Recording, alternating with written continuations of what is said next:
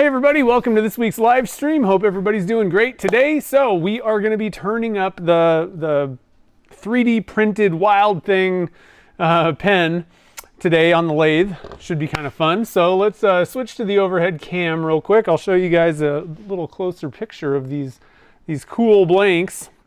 So last time we did all the threading and all that kind of good stuff, drilling, threading, tapping.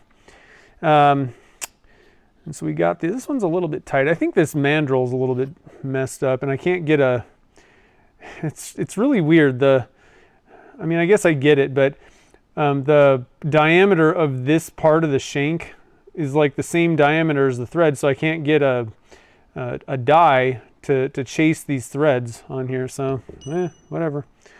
But anyway, a little bit tight, but it's okay.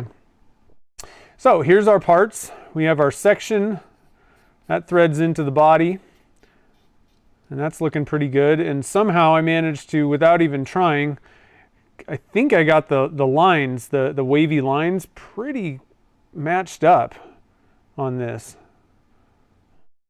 I don't know, it's hard to tell. Either way, not a huge deal if I didn't. And then this is the body and cap connection.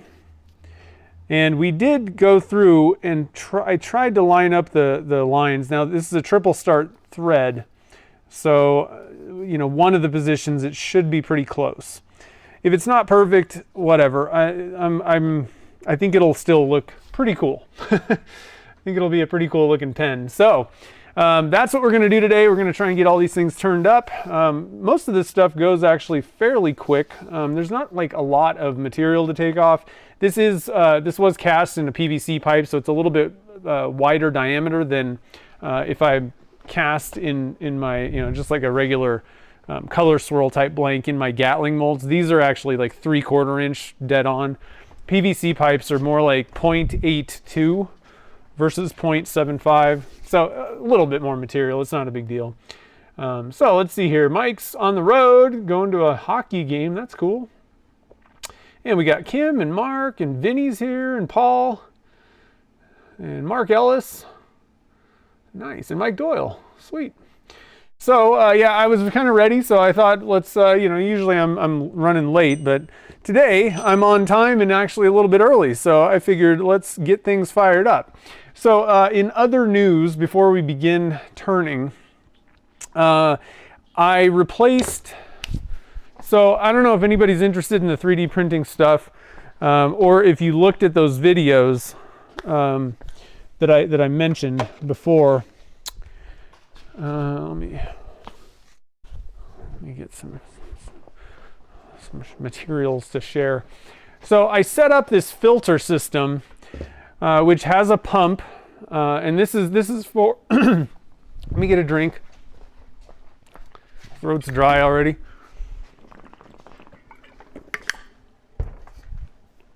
This is for cleaning the alcohol that you clean your prints in, and as far as I'm concerned, it would probably work for water if you're doing like the water washable type stuff. I know Chad. Let's see. I don't know if I think he uses. I don't know if it actually matters. He might be using the water washable resins for when he does the 3D printing stuff too.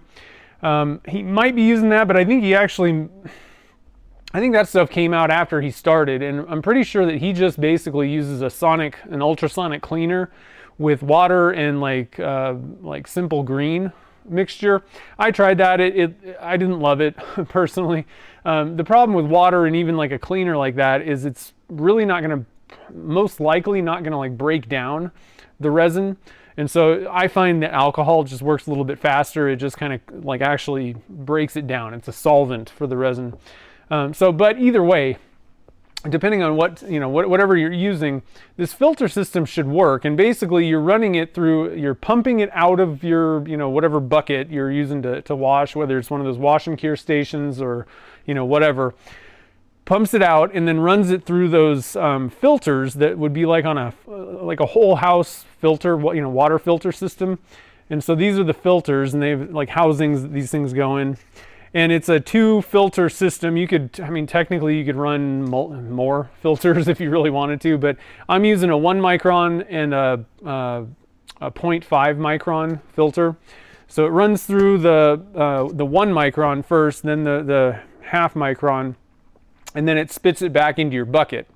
And so the first time I did this, I tried cleaning out a very dyed, like I'm running black prints for like the honeycombs right now, and so like not the water, the alcohol was extremely black, and I was like, let's just torture test this thing, and it did not take out the dyes.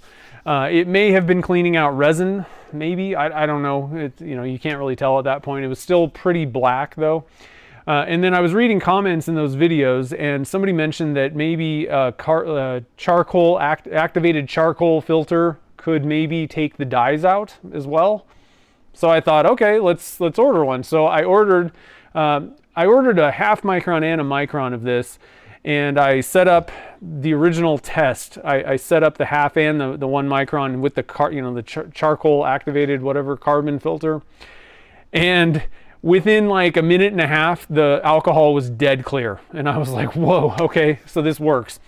So it does work. And then I also decided to try taking out the half micron activated charcoal filter just to see if that made any difference, and it still worked. So if you want to do this and you're using dyes, or even if you're using colored, like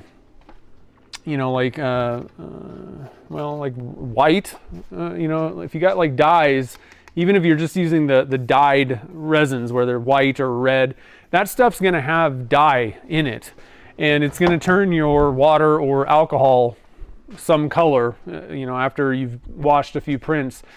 So even if you're only doing that, I actually am using, for my blacks, I want to get them black. And so I'm actually using Alumilite dyes. You can add there. You have to be very careful with this, how much you're adding, and it can affect the curing if you add too much. But I'm putting dye in. That's I don't know if it's meant to go in this kind of. I mean, it works with resins, and UV resin is really just either like an epoxy or a polyurethane based thing, but it's a photopolymer. So it's slightly different chemistry, but it's pretty much the same thing. And once it cures, it's fine. The problem is, to cure this resin, it needs UV light penetrating into it. And so if you put way too much stuff in there, it's just the UV light's not going to cure it. So you have to kind of watch out, but it works. But cleaning the prints, you get a lot more dye, I find, in the alcohol, and it really messes it up after just washing a couple prints.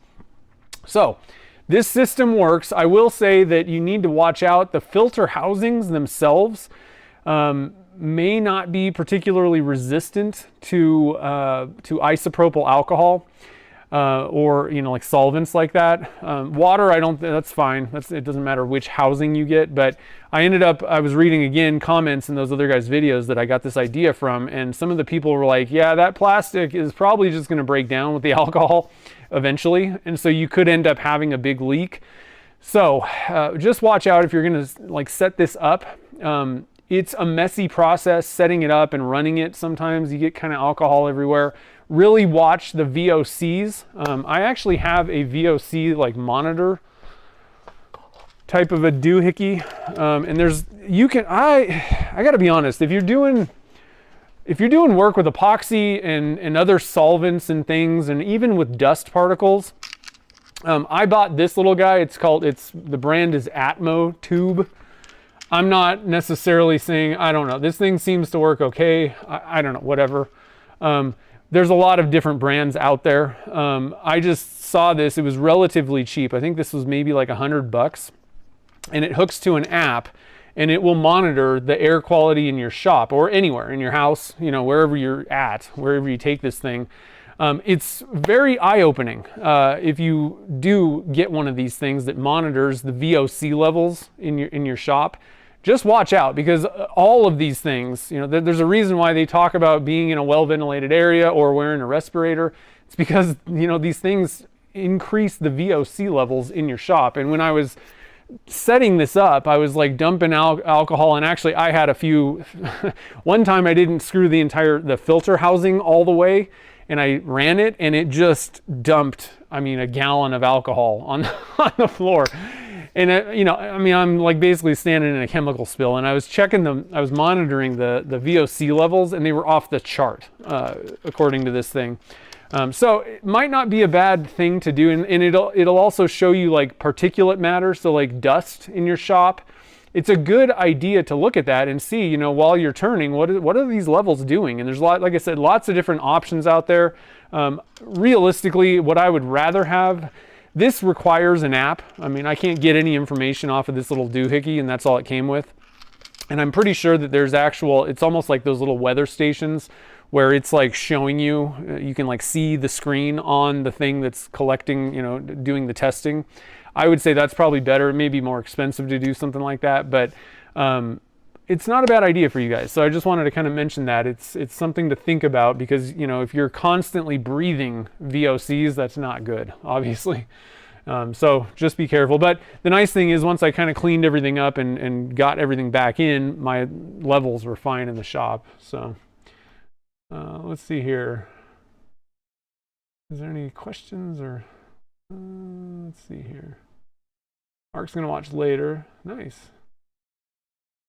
Have fun with your granddaughter. That's cool. And Ricardo's here from Portugal. Nice. And Homerlex. Let's see here. And Michael DeQuatro's here. CJ's here. Cool. So anyway, so this system works. Going back to the filter thing.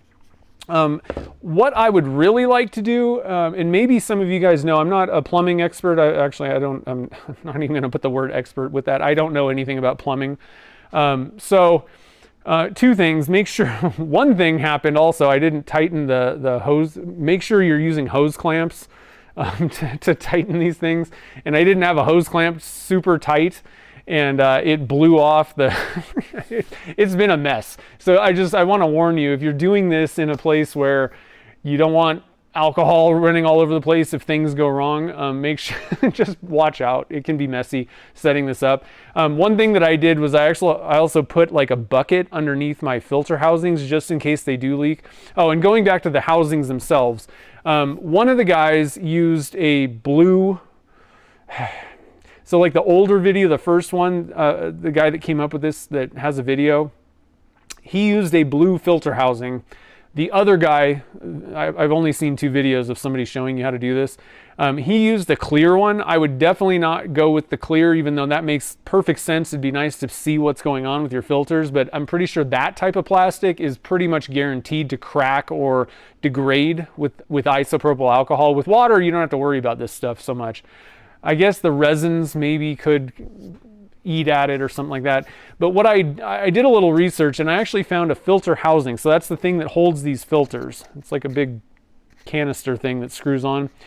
There's nylon ones. Now they're more expensive, and that sucks, but I think you have a better shot of it not degrading or cracking or doing anything like that. They're black ones. Look for the high temperature filter housings. I think I found one for, I forget how much I paid, but I got those and I feel a little bit more comfortable with those. Again, if you're going with water, I don't think you have as much problem with that. It's just the constant alcohol being on these things that can cause problems with the plastics. And like I said, so if you can find a charcoal, all you need is a 1 micron with the charcoal. They're not really any more expensive, I don't think, maybe a couple bucks more or something like that, but they're not too bad. And then I'd probably go with the 0.5 micron just to make sure you're cleaning out stuff, but it works. And I think eventually I'm going to do a video. I don't have time to do that right now, but I think I'm going to do a video on this and I'm not going to show you how to set it up because I'm not an expert or anything like that. I'm going to refer you to these other guys that showed me how to set it up if you want to see the system, but I am going to mention it to people because I think that this is the best system I've found. I mean, it clears out this stuff in like minutes. So it's pretty awesome setup. If you don't want to have to do the set it out in the sun and do all that. Now going back to the plumbing thing, what I would like to do is permanently mount the hoses into my bucket. So if anybody knows what am I looking for where I would drill a hole in a bucket and there's like fittings that would seal the hole, but I can also hook up like a hose to it, you know? I don't know if that I'm an idiot when it comes to plumbing. But basically I need some sort of a fitting Like let's say that I was using, I don't use these, but let's say I was using this bucket. I wanted to drill a hole through it, and then you would mount something.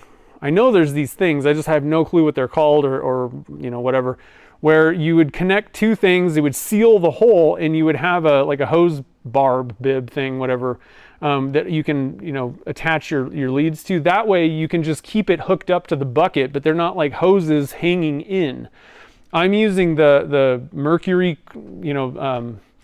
wash and cure system from Elegoo. And so I don't, you can't, I have a lid. You need to cover alcohol for sure, or water, because it's just going to evaporate. And so I can't just leave these hoses hanging in the bucket. What I'd like to do is just connect them to the bucket. So if anybody knows what I'm talking about, understands, let me know. I'm like, I could probably go to Home Depot. They might tell me or something, but let me know if you bulkhead fittings, is that what they're called? I'm going to write that down. Otherwise I'm going to forget. Bulkhead fittings. Because that would be awesome if you can, and like really, you don't even need to buy. Here's another thing that I've also kind of found, like frankly, the wash and cure stations are cool, and I think they work pretty good. Another alternative is you can just go with an ultrasonic cleaner. And like I said, that's what Chad does, and he uses water. And I'm not even sure that he's even using water washable resin. So that is an option if you want to do that, and I'm considering it. I actually want to test out the way Chad does it, because frankly, I'd rather not be having to buy, well, now that I have a filter system, I don't think that I need to replace the alcohol at least nearly as often. I think eventually you'd want fresh. I don't know how many filter cycles it'll go. But water is much better. You don't have to worry about those VOCs and all that stuff, but I just didn't find that it really worked that great. One other benefit to water is I don't think that it's gonna, like if you left your 3D prints that were half cured or even maybe fully cured in a bucket of isopropyl alcohol, if you forgot and left them there, like you're probably screwed. It's gonna probably affect the chemistry of that stuff. I don't think you could leave stuff in a bucket of water, even with like simple green, these 3D prints, and I don't think it's going to have any effect on it. So it may take longer to clean them, but that's a much easier way to go with water, and you don't have to worry about alcohol with these filter housings or any of that kind of stuff. So I'm going to investigate that. I'm not sure. I have an ultrasonic cleaner, a pretty big one, like a 6 liter. I'm going to try that out at some point and see if I can get that to work fairly well. But what I wanted to say is you don't even necessarily need a cure station, a bucket that has the propeller and all that stuff. Really, you could take the build plate and just dunk it in a bucket of alcohol, and that works fine too. Just dunk it a few times, maybe pop them off and just kind of wave them around. If your alcohol is clean, it's only going to take like a minute of messing around doing that. Like you don't have to blow it off or do anything. So just a couple of thoughts to think about with this if you are thinking about getting into this. Let's see here. Chris Nealon, is Alumilite compatible with wood stabilized with? Yeah, it's definitely compatible. Once you've cured the cactus juice, any resin will work. Now, one thing that I have found, personally, I think that epoxies, I tend to prefer epoxies a lot of times with wood. I think that it grabs a little bit better than Alumilite Clear. There's no problem with Alumilite Clear. The problem that I've had is if you were trying, like I've had, let's see, do I have an example? Sometimes like a burl cap that's very smooth. You know how like you have smooth parts? Oh, here we go. Here's a couple examples. So if I'm casting something that's not a very rough surface, and this is the same thing. I mean, resins don't stick to smooth stuff, but I've found that with Alumilite Clear, this is Alumilite Clear, and this is pretty old, so it's a little bit yellowed, but do you see that silvery thing on the top? That's a not good bond. And what happened with this one was I actually painted it. So that made it worse. I think this burl would have been fine had I not, I was using like an acrylic paint on the top.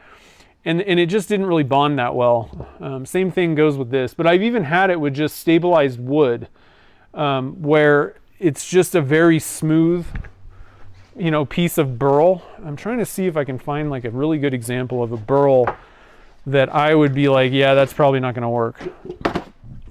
But where epoxy comes in is I've never had an issue with that with epoxies. Here's a pretty good example. I would be a little bit worried about this. All right, so this is all pretty smooth, the cap part. And I just, sometimes, like unless you scuff this up like sand, you know, with sandpaper or something like that, it can be very smooth. Some of these burl, like the live edge surfaces.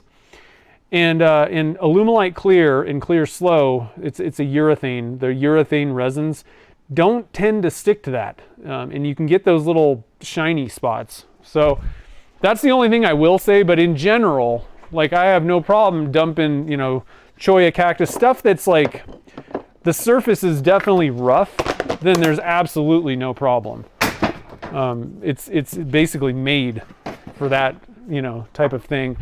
I've just kind of converted, and what I use is either deep pour from Alumilite. You could use anything. I'm not really suggesting that you have to use an Alumilite brand. But what I use, I stick with Alumilite because I know it. I know the people there and everything. It's just a good brand for me because I've been using it forever and I understand how it operates. They're all fine, you know, but whatever you use. But for me, I use their deep pour, and I'll do that if I need. The issue with that is you're not going to get like color swirls. It's for something where I'm doing like one color, and I can let it sit. It's a very long open time resin. So deep pour sometimes, and then if I want like swirls or anything like that else, I'll use, or if I'm doing dead clear, again, this is Alumilite Clear Slow.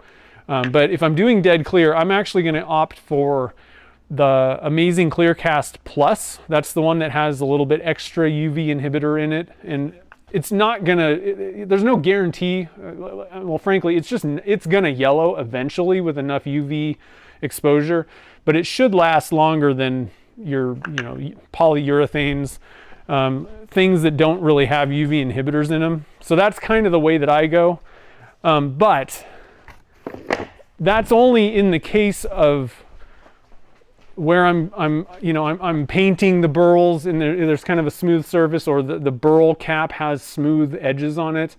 Other than that, if I'm just kind of dumping, you know, rougher surfaced materials in, I just use Alumilite Clear Slow. It works fine. So there we go. All right, so let's switch over to that's the wrong one. Switch over to this camera.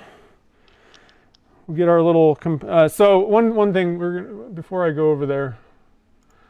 So all of these mandrels that I'm using, you can make your own, even on a wood lathe. You know, it's maybe not going to be as, you know, the tolerances may not be as good as if you were using like a metal lathe to make something like this, but you can make them out of like Delrin is a good, I think Delrin, is that the right one? That's a good material. Brass, you can turn that, or aluminum. If you have a metal lathe, even better. But if you don't want to make your own, if you just want to go with these standard ones, the benefit to making your own is you can make the dimensions and all that kind of stuff exactly perfect for how you want to lay out, you know, the drill holes and all that stuff. But Turner's Warehouse sells these things, and they work fine. You can even adjust them a little bit. You can slightly alter them. Like I actually. Last time I was talking about I didn't drill the cap, or I didn't tap the cap threads very deep because I don't need a lot of threads. My body threads are like, you know, 3/8 of an inch long. I don't need to drill a half an inch worth of, or not drill, but tap a half an inch worth of threads. So I actually went over to the lathe. This went to like, the threads actually went to about here. So I actually just cut them off because I don't need them. So you can alter these mandrels that you buy commercially too. But they got all three of them in different sizes, whatever threads you want to use. So we'll get these guys nice and tight, and then we'll head over to the lathe. And I got links to all the turning goodies, I'm pretty sure. I can't look. I'm pretty sure I put links to all the, like, Turner's Warehouse has like a whole slew of things for bespoke pen turning. So I linked to that source. Hey, Sid's here. Nice. How's it going? What were you doing? You were asking about aluminum shavings. How is that going? Did you do that yet?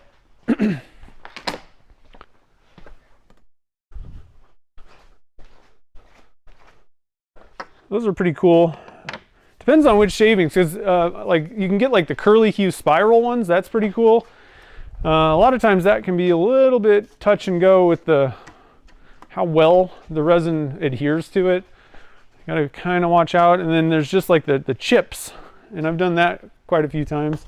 Actually, Stainless Bottle Stoppers has sent me some of their leftover chips.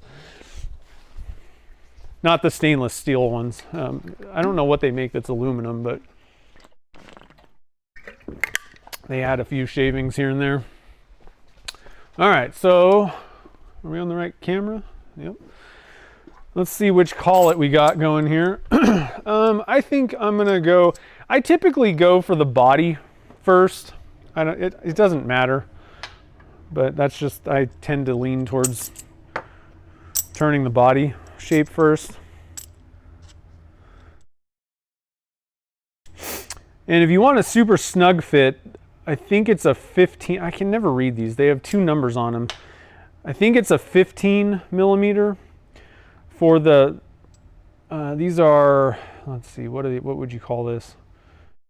The 10 by 1 thread, mandrel. It's a, I think I think it's a 15. It says 15-14, so whatever that means. I think it's a 15 millimeter is like the tightest fit, but you can also use, I think, a 3/8 or 5/16, something, I don't know, it's one of those, and that'll work as well. It'll just not be as tight fitting in your chuck. A little wobble, not too bad. Okay, so one thing that I'm going to do real quick, this is just kind of a sanity check. I need to get my phone too because I can't see the comments. Bulkhead fitting. I'm going to remember that. Bulkhead fitting. Thank you for letting me know about that. But I want to do a quick sanity check. All right. What I don't want to do is, and I'm pretty sure that I'm good to go on these measurements and everything, but what I want to do is just make sure that I'm not going to turn this too short. So I'm going to use my caliper to give me a depth measurement. Okay, so I got plenty of room. What I was also doing is, what I want to do is drill, I do have a little dimple in there, but I want to drill, use my center drill to get a 60-degree taper in the back end. That way my live center will have a little bit more contact. If you just stick this point in a flat end, it doesn't hold very well. But if all you got to do is just use add a little 60-degree chamfer in there, and your work holding on the tailstock side will be much better. You won't have to constantly keep adjusting. What ends up happening is it just keeps kind of drilling it out, and you have to constantly keep adding pressure. So let's see here. So I'm going to just put a mark on there. Like I said, sanity checks. This is to help keep you from doing something that you can't come back from. So I'm doing this down here on the lathe. I'm just going to put a quick little mark right there. I got a mark on my blank. Now I know how far I can go before I've screwed up royally. I do have some dimensions and things that I like. I've kind of found some dimensions that I like on my pens. So what I'm going to do is we're going to bring down the shoulder here by the threads. We're going to bring that down to 15.5 millimeters. And I apologize. I constantly go back and forth between, imperial and metric. I really wish this country would have before I was born, switched to metric because it's way easier. If you can just stick with that, it's a better way to go. I still can't think of like, oh, you know, what is 150 millimeters? I don't know what that is. I know what 3 inches looks like though. So certain things I'm using inches, other things I'm using millimeters. So I'm going to go 15.5 at this end by the threads, and I'm going to kind of taper down to about 13 to 14, somewhere around there on the other end. And the length is going to be, I got notes over here somewhere. The overall length of my body, I want to go 3.5 inches. Like I said, I should really just switch to metric for everything. And part of these numbers have to do with just the way that the cap and body look together, kind of thing. These are arbitrary. There's no right or wrong. It looked good to me. So let me uncap this. I'm going to put another mark on here. Like I said, I know that we're good to go because my dimensions are beyond where the bottom of the drill hole is. So somewhere around there will be the end.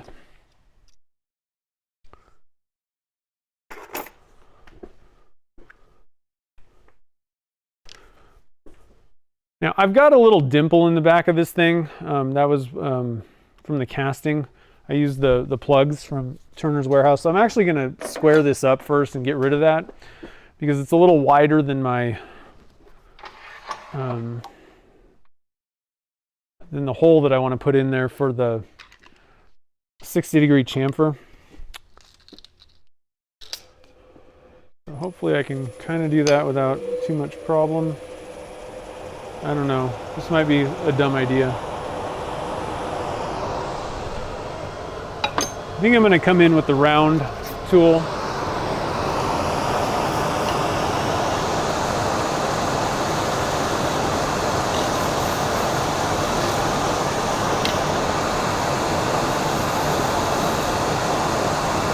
You got to be careful when you're doing something like this because there's not a lot of support. You don't want to chatter. We don't want to blow it up before we even started turning.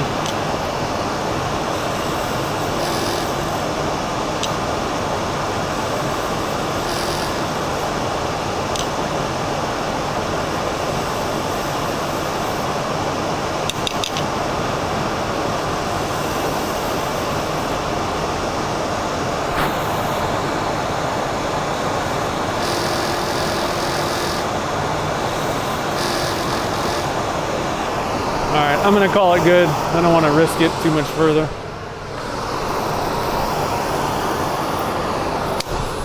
Let me get my, where did my,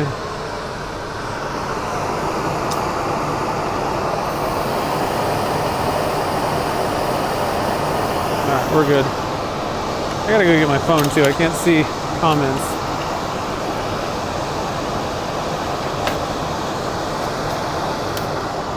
Turn that off for a second. Where did my other... I bought a new set of center drills, but the problem I have with them is they have a really long nub. And I lost my other one. That's okay. I lost it, then I found it, and I've lost it again. Ain't that the way it goes?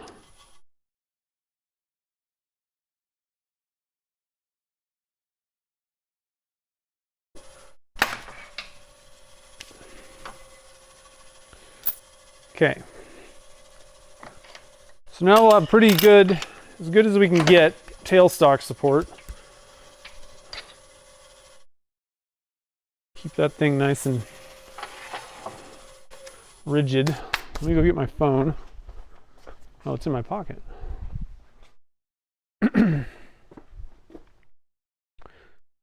YouTube. What's everybody working on this weekend? Anything cool in the shop? Where's my channel? Here we go. Got you guys in the chat. I'm going to go over to the big screen so I can actually scroll back and see if I missed anything. Easier than on the other thing there. TJ, what's up? How's it going? Okay, I didn't miss anything. Let's get this thing going. What do you guys think? All we need is like a good soundtrack. That's the one thing that kind of sucks. I like music in the shop, and you can't really do that when you live stream. They don't like it for some reason. I don't know.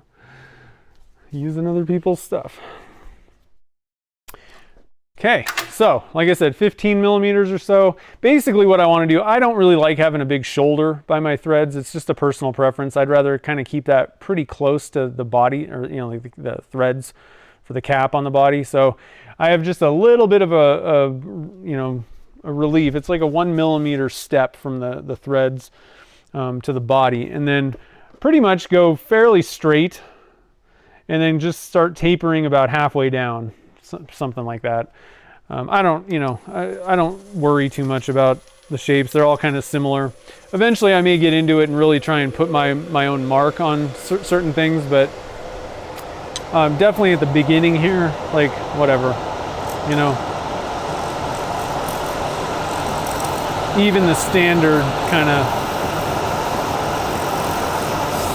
three-piece pen is pretty awesome when you start making these things.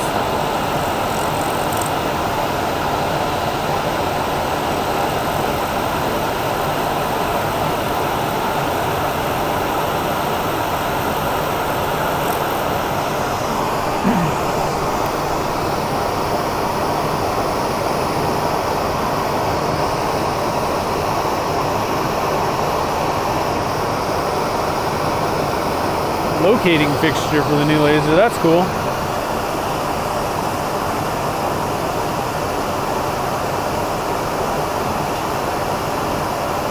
Huh. Well, hopefully you get that thing all fixed up.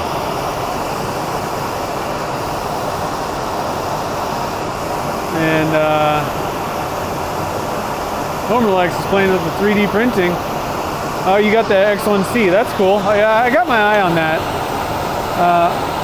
I'm not sure. We'll have to see.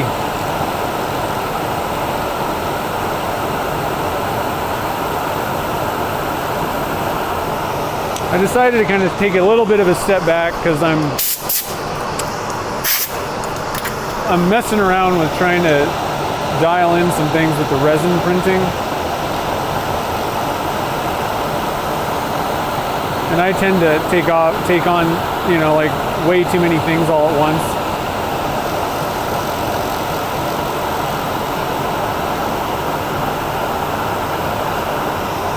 So I decided maybe I'll just kind of chill out. I have a Pulse, P-U-L-S-E, made by Matter Hacker. It's kind of based on the Mark III Prusa, I think.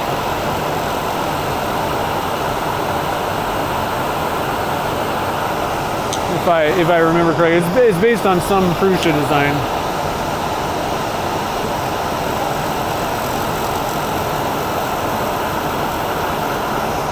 And again, I use the standard cutters.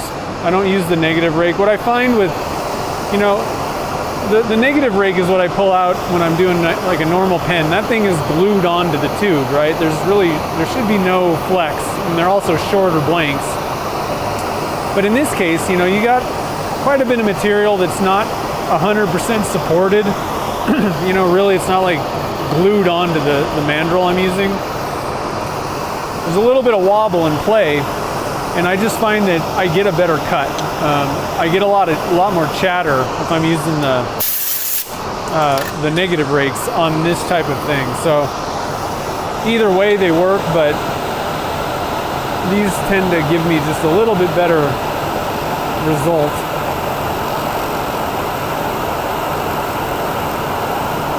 And the same thing goes for if I was making the diamond painting pens. It's just, compared to wood, plastics have so much more they bend a lot. They don't have the same tensile strength that wood does.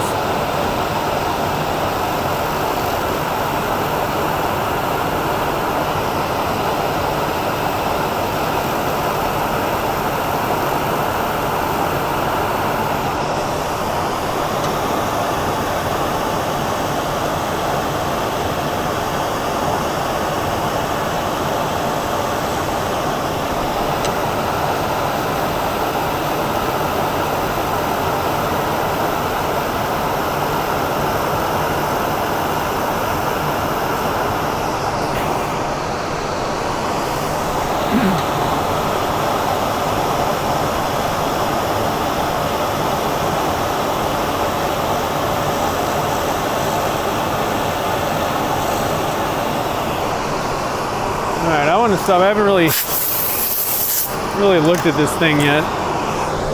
Now that we've taken some of the surface material off, curious to see what we got going on the inside of this thing.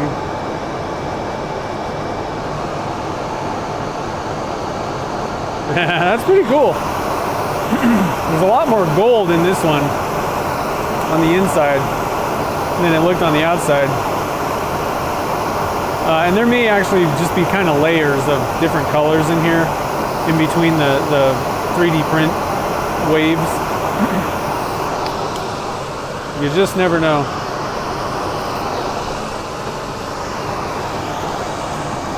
Pen blanks is like a box of chocolates. You never know what you'll get.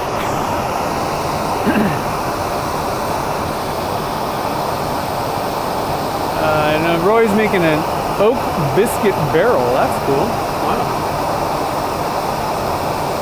Vinny's making 25 seam rippers. That's cool. Nice.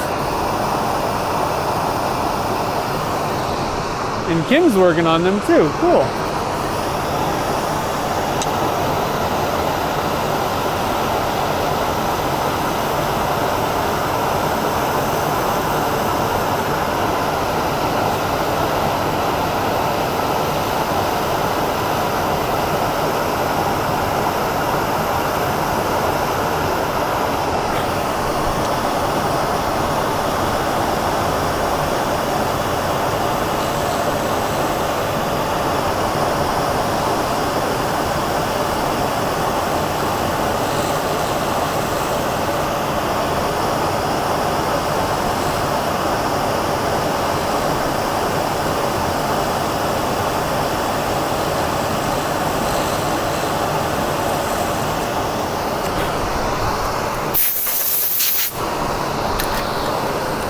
Taking it a little bit easy on this one. I haven't actually turned a 3D print blank, you know, in like this. Everything that I've personally turned has been a regular pen blank glued to a tube, and so I just thought I'd kind of, you know, take it a little easy, give it a little bit of a chippy there. But I think overall everything should look pretty good and work fine. I'm definitely not feeling any, there's like no seam between the resin and the 3D print. So I think everything's looking pretty good on that front.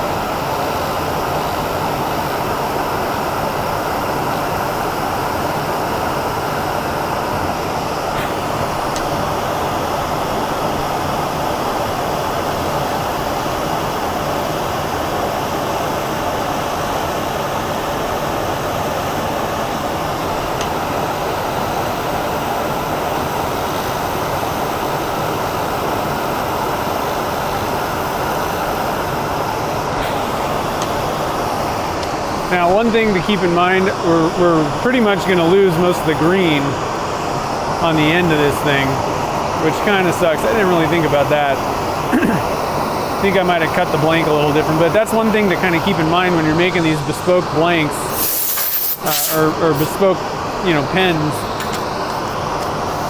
You have to leave a little bit of extra room, you know, for the work holding.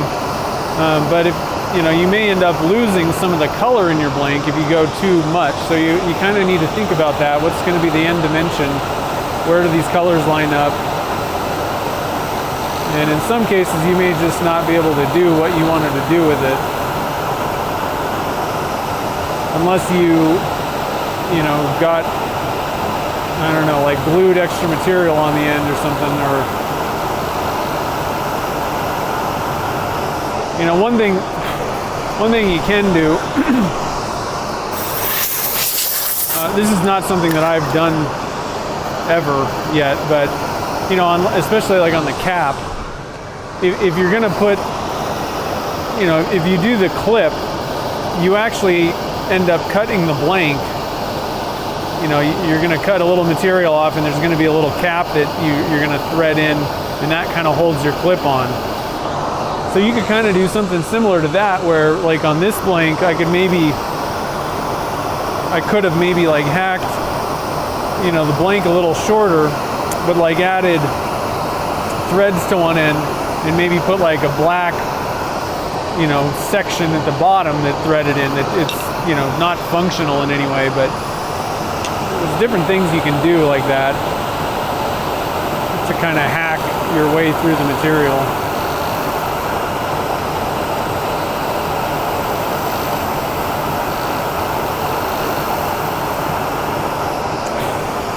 If you got the tab, if you're able to put threads on all these parts of the pen, you can definitely add threads to other parts to lengthen or do different stuff, and add, you know, trim rings or whatever.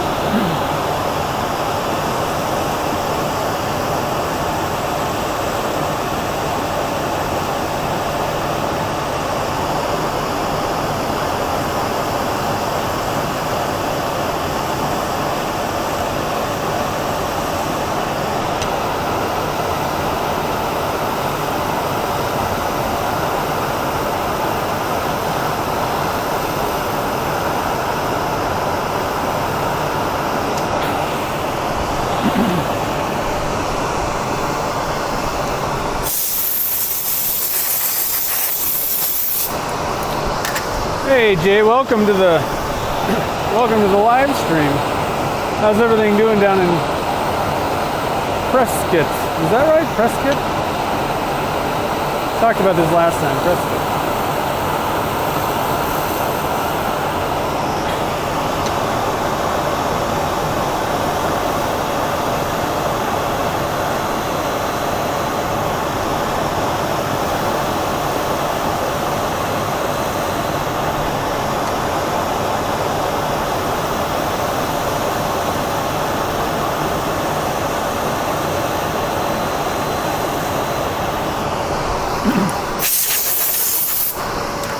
Now, you know, I was talking about adding material. Now, one thing I can do is just make the pen longer than I wanted originally, which I may actually do. Let's see here. Where does... So again, I want to make it a... Let's see, my numbers are 3.5, I believe. So I am going to get a little bit of that green, but I could add it a little bit more and get even more of that green left in there, which I really like that green. It's pretty cool. Let's take a measurement and see what diameter we're at. Still got a pretty decent shoulder there above the thread, so we're not at 15 yet, I know that, but let's see here. 16.5, we're getting close. 16.6, 17. I tend to leave the middle a little bit fat when I'm turning. That's one of the advantages of a metal lathe, is I could just very quickly get this down, the whole cylinder down to 15, and I know it's dead straight without having to do it manually, you know. Let the machine do that kind of work.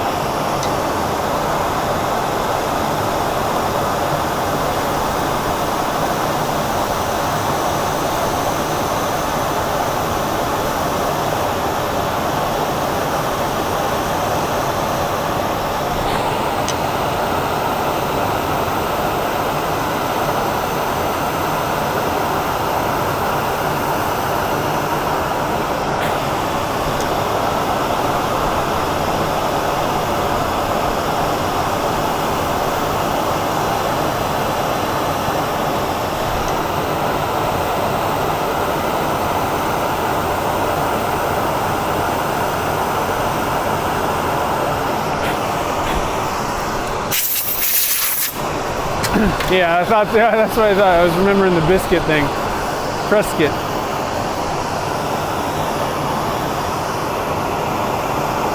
All right, let's see where, we're getting pretty close now. That's about 16. Not there yet.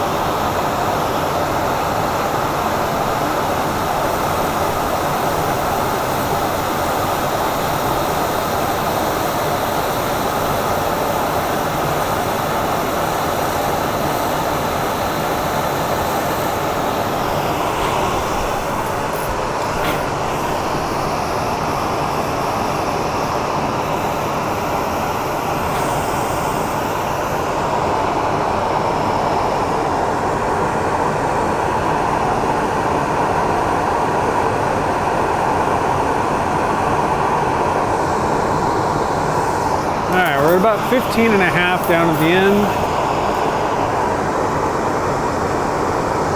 But it kind of quickly goes up.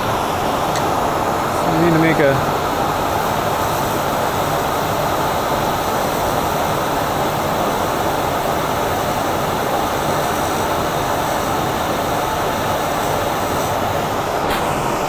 bit of a straighter cut all the way down.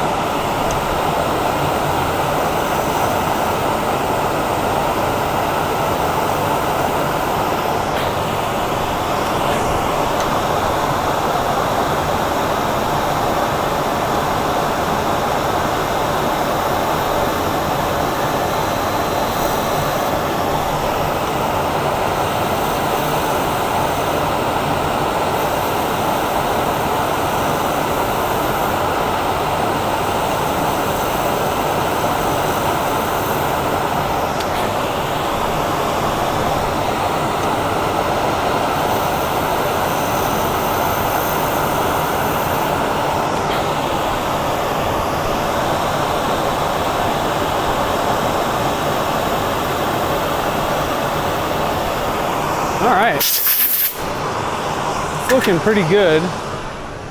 Let's see what our measurements are here. I don't think I'm there yet, but definitely very close by the threads. We just got to figure out if I got it straight or not. Looks like 15.3. I mean, like 1 or 2 passes and I'll be happy with that. I think it bulbs out a little bit, yeah. 5, 7, 6.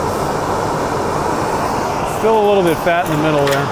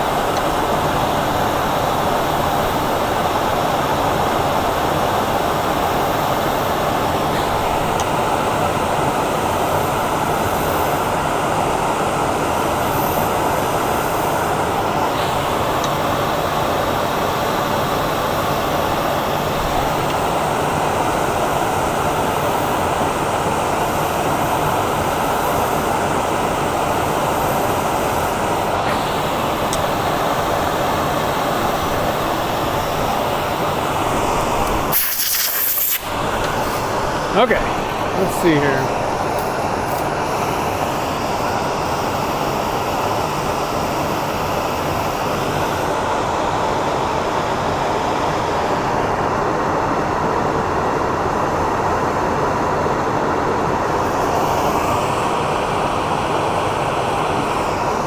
Still kind of bobs up, like it's kind of indented at the end there. So let's see if we can't straighten that out a bit.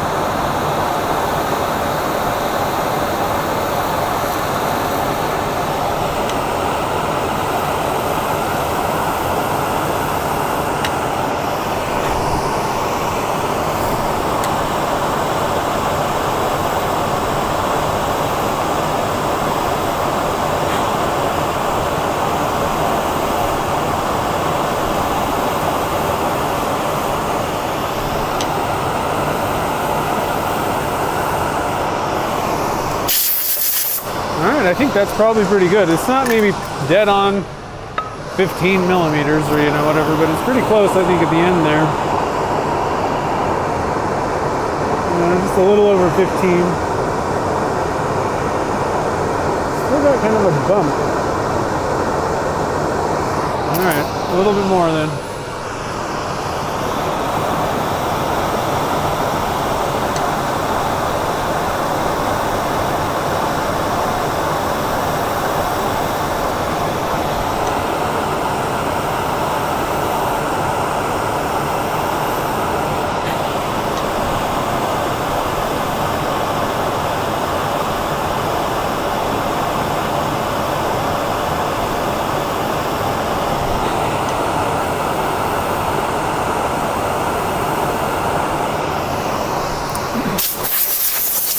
All right, let's sand. We can turn the loud monster off too. Whew. All right, so we're gonna wet sand. I need to go get some new water. Let's start fresh. This stuff has been sitting in here for I don't know how long.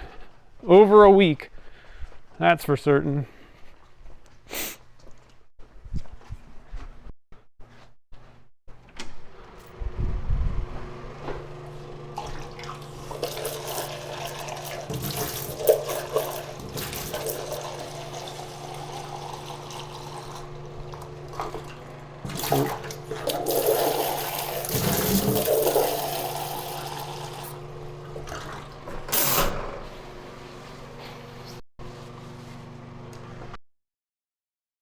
People were kind of concerned about the 3D print and didn't understand how that works with turning, if you needed to like cover it, somehow and do something different with it. I'm using it like it's just Alumilite resin.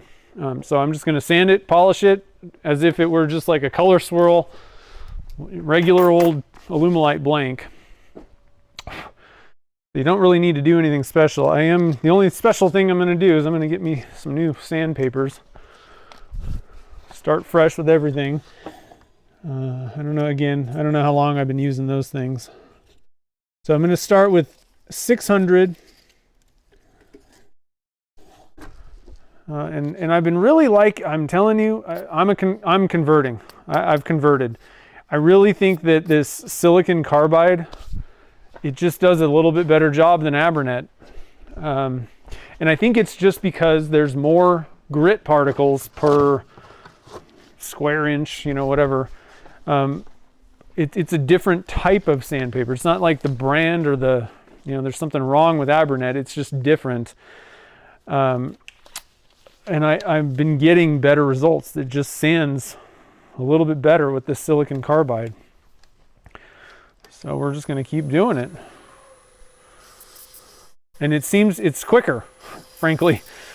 I get better results faster with this, and it's just because it's kind of taken more off. It's covering, like it's sanding more of the blank. So we're going 600 silicon carbide. If I had a bunch of ridges and bumps and you could maybe drop down to 400, but this stuff is kind of aggressive because it has more grit covering the surface. because I used to start at 400 with Abranet, and I thought that was actually relatively high. Well, I've moved up to 600, and it's not that the grit particles are like different. It's that, you know, I am actually sanding with 600. There's just more of them, and so it's kind of more aggressive. It takes more material off, it seems like, in the same amount of time. So just be careful with that. You don't necessarily, if you're going to go with silicon carbide, I mean, I really don't think you want to pull out like 150 or something like that on, I mean, unless you've got some serious gouge marks that you're literally flattening, you know, your work. I think you could probably start at 600. Most people, even if it's a little bit bumpy, it takes off the material pretty good. So I like to really give it a good once over with the 600, make sure I've gotten tool marks and everything's nice and smooth, and that whole surface is abraded to 600 grit before I move on. Then I'm going to go up to 800 with silicon carbide, then I switch over, and I know this is kind of a ridiculous way to go, but then I'm going to switch to what are they called? What are these called? I can't think of the name of these things. Whatever those are. We're going to switch to that. What is that called? Zona paper. And I'm going to just do the green and the gray. And with these pens, I've found that I still go to the buffing wheels. It just works the best for me. But you don't really need to. As long as you sand up to a nice high grit, you can just finish off with Magic Juice and you're good to go. And I'm still actually going to come back and hit it with Magic Juice before I'm done, because the Magic Juice gives a better polish, like a higher sheen than my highest wheel on the buffing wheels is white diamond. And so I'm going to come back and hit it with a couple of, like probably like the 5 and 6 steps from Magic Juice, just to give it that kind of final gloss.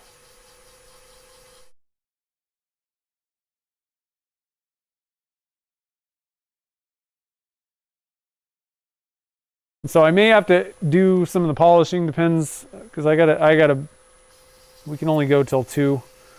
So I'm hoping that I can kind of get through, hopefully at least the body and the cap, hopefully the section too, really. The section goes pretty quick, as long as you don't blow it up. There's really not a lot there, so like the sanding goes really fast. All right, let me look at this thing. Oh yeah, that's nice. So then I'm gonna do very lightly, I'm gonna go lengthwise. Change the direction of those scratches.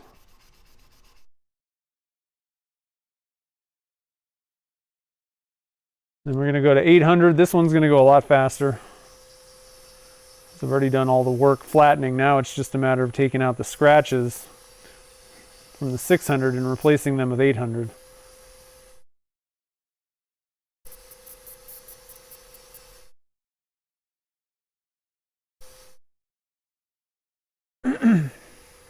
And I definitely recommend, I recommend this on everything that's resin, but definitely recommend doing the lengthwise, and maybe even for a little bit, just a tad bit longer than a normal blank, because they are different materials.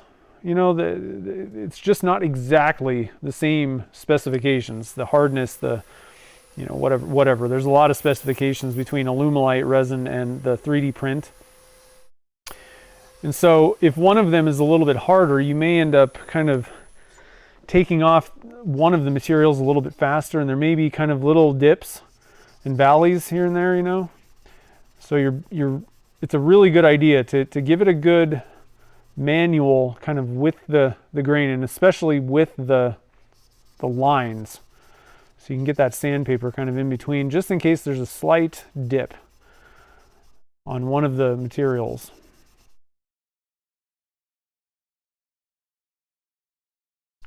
Either way, though, that's really the proper way to do it with plastics anyway.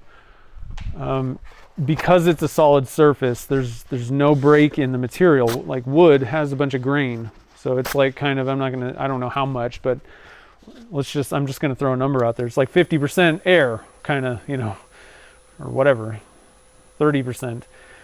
there's just literally gaps in the material. And it generally runs in one direction. So you can kind of get away with a little bit more on wood, and the material's not dead flat.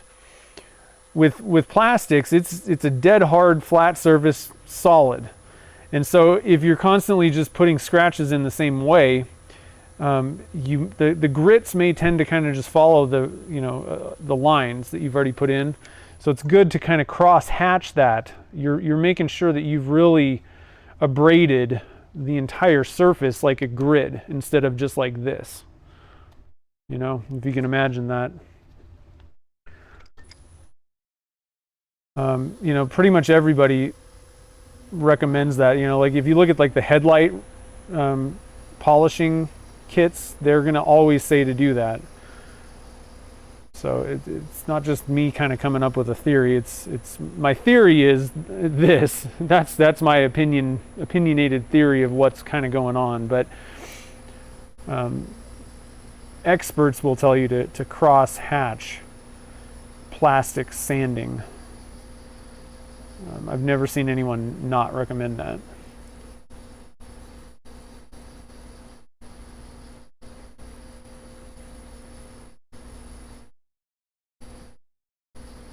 Now I am going to cut off I do things a little weird. A lot of people would just get this thing shaped to the right length before they even started sanding. I like to get through some of the grits on the majority of the blank because I've got the tailstock support still. And I am pushing a little bit on this. Now I don't know that it matters. It's just, that's how I do it. I know that this thing's, you know, as stable as it can possibly be. If it was flopping around, you could kind of be missing. This is definitely an opinion. I don't know if this scientifically, if this is correct, but it could be kind of almost flopping around a little bit. So I like to keep it nice and rigid for most of the sanding. And then I'm going to cut it off, and then I'll come back and do a little bit, you know, get that end, and then do a little bit of, you know, what I had already previously done, starting at 600. And then just kind of finish everything off. But again, that's just my way of doing it. I don't know if that's better or good. I don't think it's a bad way to do it. It just may take extra time that you don't necessarily need to take. So I'm kind of redoubling my efforts a little bit. Okay. Now we're going to cut this thing off, and I'm just going to kind of eyeball it. Like I said, I know that we're going to be past the point where where I drilled, for sure.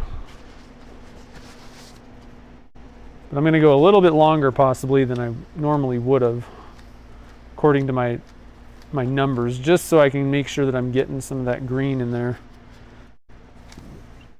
because I like it. Because it looks good, and there's definitely going to be some green in the cap, I'm pretty sure. Because we basically used two separate different blanks on these. They were all 6-inch blanks. All right, let me stop. I want to see what's going on in the chat here.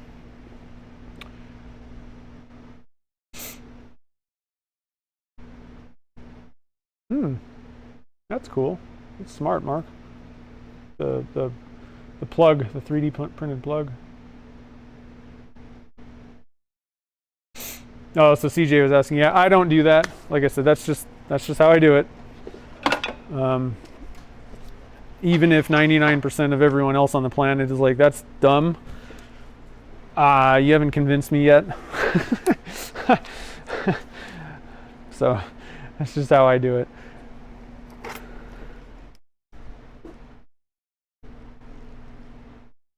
Usually takes me, you know, like somebody can maybe say, well, you know, have you thought about it this way? If you give me a really good, and unfortunately, you know, we're all the same. Everybody out there is like, until I feel like an argument is convincing, I would still probably kind of try it and have to kind of test things out. Thing is, you kind of get into a habit of like, well, this works. Like whatever, I think this might be. This is why I think I do it, and then, you know, And at some point, you've just been doing it that way for so long that you're like, well, I just don't really want to change. It's kind of a habit, but also you're just like, it works. So whatever works for you is the way to do it. All right, so I'm just going to pull out my, let's see, how am I going to do this one? I might actually go for,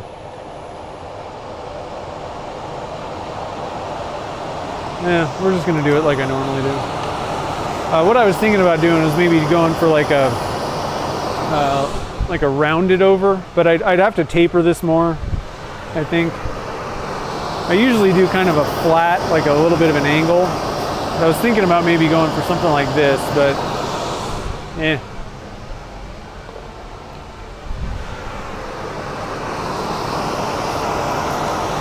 I think we'll just do it like this, move on.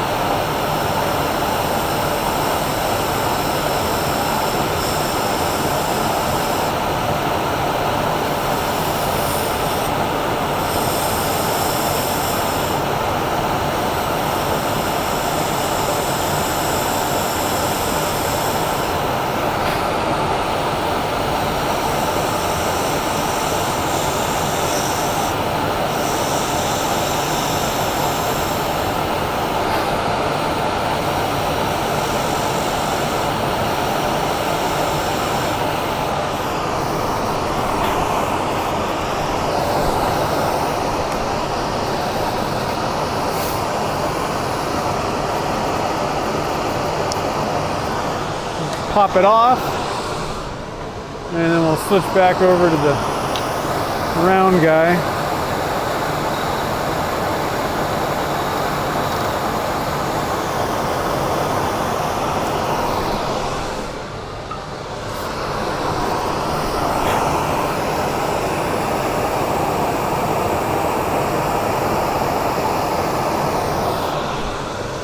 A little bit more to do here.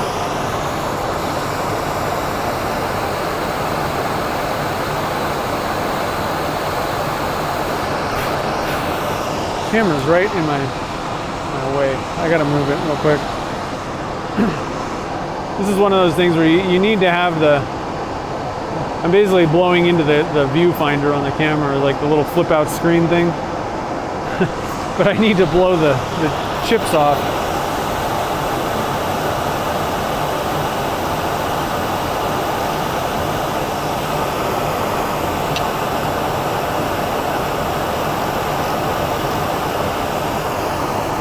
All right, I'm gonna call that good. Do a little bit of kind of shaping somewhat with the sandpaper just to get everything done.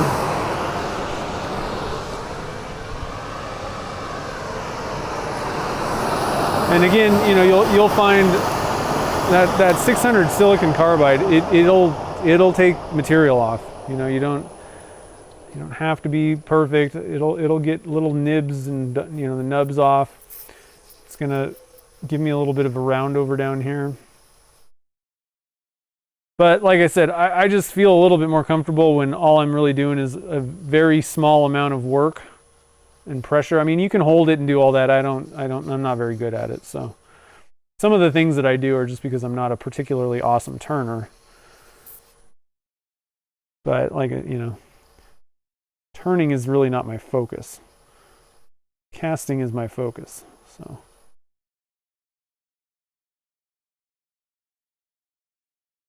just make sure that edge isn't sharp.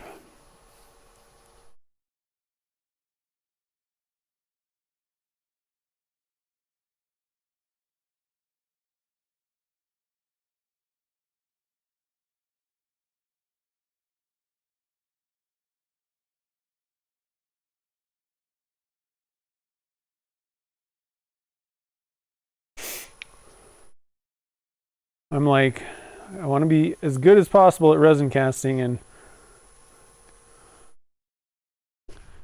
get by with the turning. Ooh, that's cool. I like that. All right, so we're gonna switch up. I like to do just a little bit of kind of hand on the ends. Just a little bit. Just give it a little bit of a...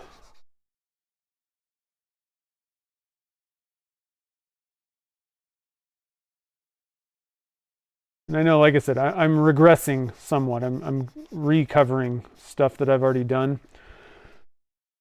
That's just how I do it, and I'm okay with it. And really, the added time, like you would have to do this part anyway, so I'm not adding time sanding the end. The time that I'm adding is I do kind of come over, and because I'm starting at 600 on the end, you know, I'm going to get some 600 scratches, and I'd already worked my way up.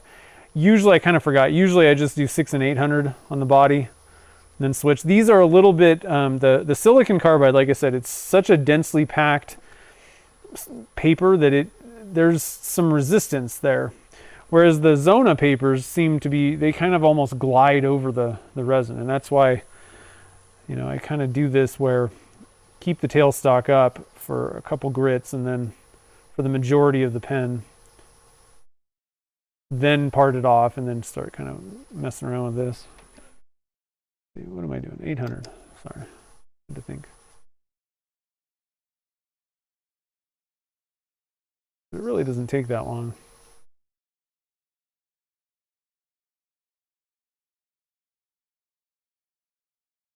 That's good.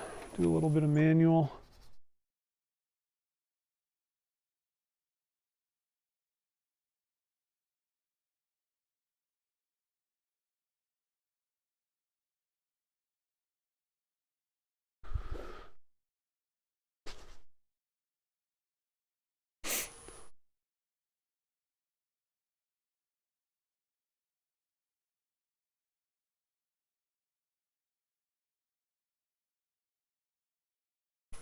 Okay.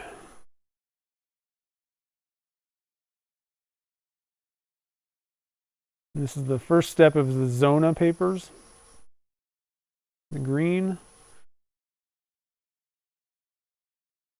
Turner's Warehouse sells the packs. I'm not sure if they sell single grit, but you can get that on Amazon. If you know, because I don't really use a lot of the higher end grits of Zona papers. I don't know what my deal is, but I can't just go through Zona paper and get good results. There's always little scratches that I find.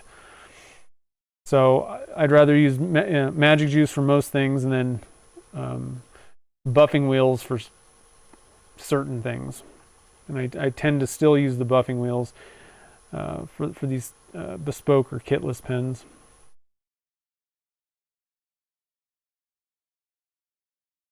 But you can go all the way up. But like I said, so I heavily use green and gray, sometimes a little bit of blue on the Zona papers.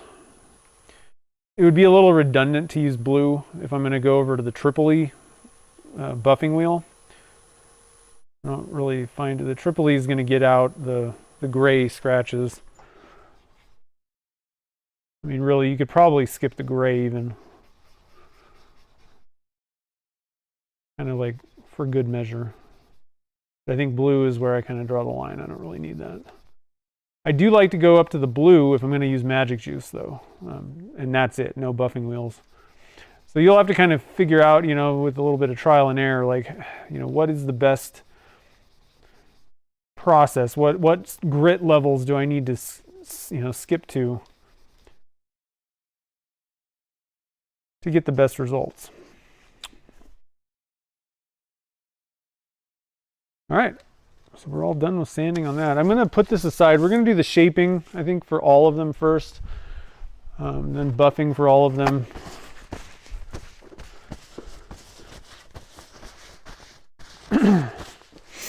But that's looking pretty sweet. And then we'll dunk it in the ultrasonic cleaner. So one of the things that I was really looking at with these was the 3D prints that I you know, like the vertical cast ones. I'm currently in the process of testing vertical type honeycomb like this.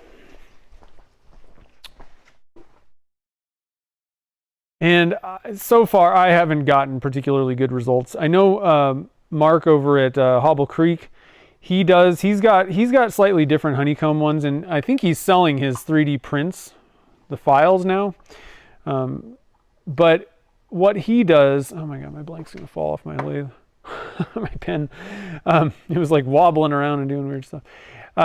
He has honeycombs all the way around rather than like a brick of honeycomb, you know, where like on my sides there's this, like the side of the honeycomb, because I basically just took a regular honeycomb and made it a circle, cut it basically almost like a cookie cutter. His are different though, but he somehow casts them vertically and doesn't. I end up getting all kinds of like bubbles on the sides. And so I don't know if he's like what diameter his honeycombs are. I mean, there's a couple things going on. Again, his are a little bit different, but you know, it could depend on the hole size in the middle, as well as the diameter of the actual print itself. But I mean, this is what I've been getting, is there's these like on the outsides, they're probably fine on the inside, but I'm not gonna sell blanks like this that have these, you know, these were like little air bubble kind of pockets on the outsides. That's junk, like, you know. So for me, it's the thing that I don't like is having to cut square blanks, but I think it's way easier to cast them. But I'm going to kind of play around with it. We'll have to see. I have not gotten very good results trying to cast these in the Gatling molds. I think PVC is a better way to do it. I'd rather do it in my Gatling molds, but I just don't know that it's going to work. But anyway, what I was saying is that that hole through the middle, I wasn't sure if that was like kind of a deal breaker for kitless pens, because it doesn't matter on a kit pen because you're already going to drill the hole anyway, right?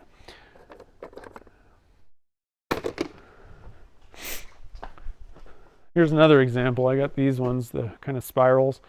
You know, how does that look on the ends, the top and the bottom of the pen?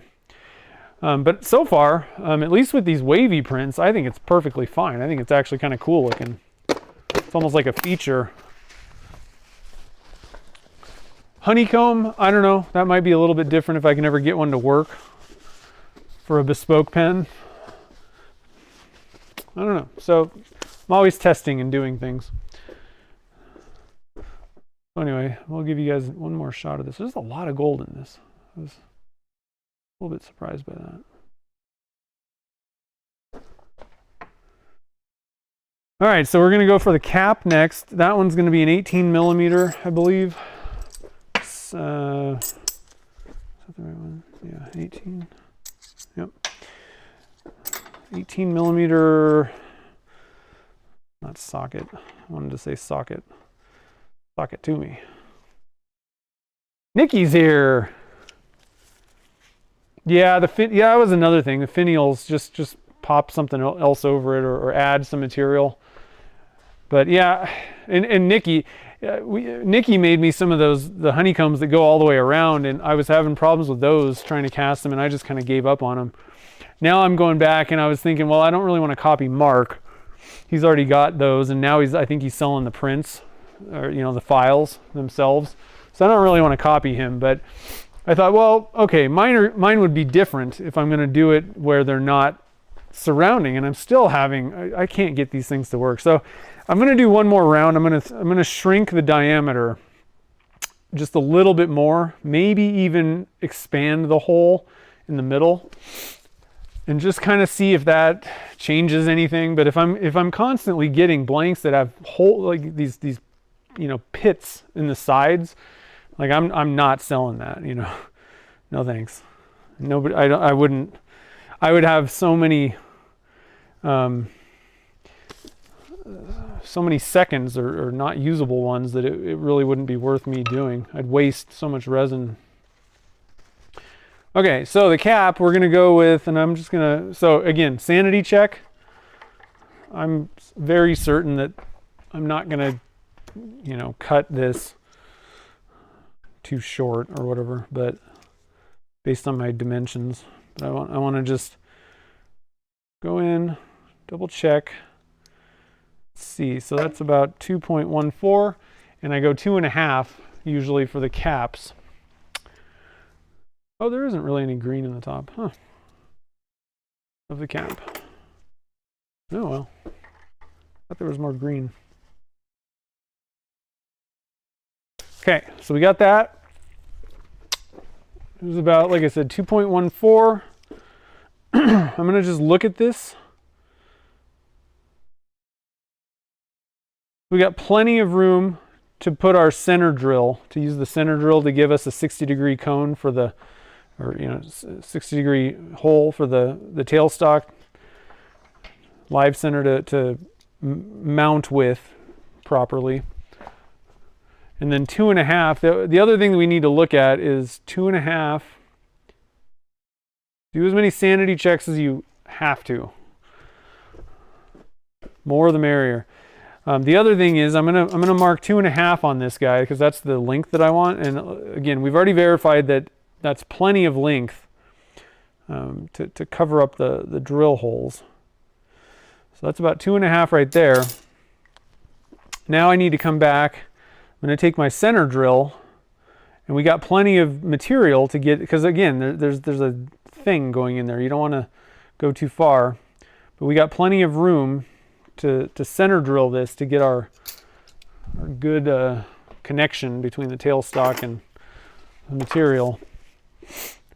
And part of this, I'm not like, oh, this is how you do it. Part of this, I'm seeing these things so that it kind of solidifies in my own brain. I'm still very new to bespoke pens. I really wish that, where is my, I want to find, I have another set that are not black. This little pin on the end of this particular set is extremely long, and I just don't, I'm just going to go with this smaller one. It'll be fine. I lost the same size, like it's a number 2 or something like that. I don't know. Funny because I lost it, then I found it, and then I lost it again. So I didn't put it back where it's supposed to go. The heck?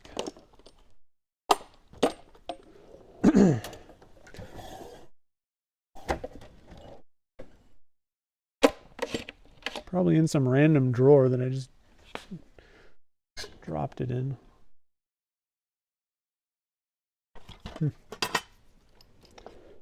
I have to buy another set of the silver ones.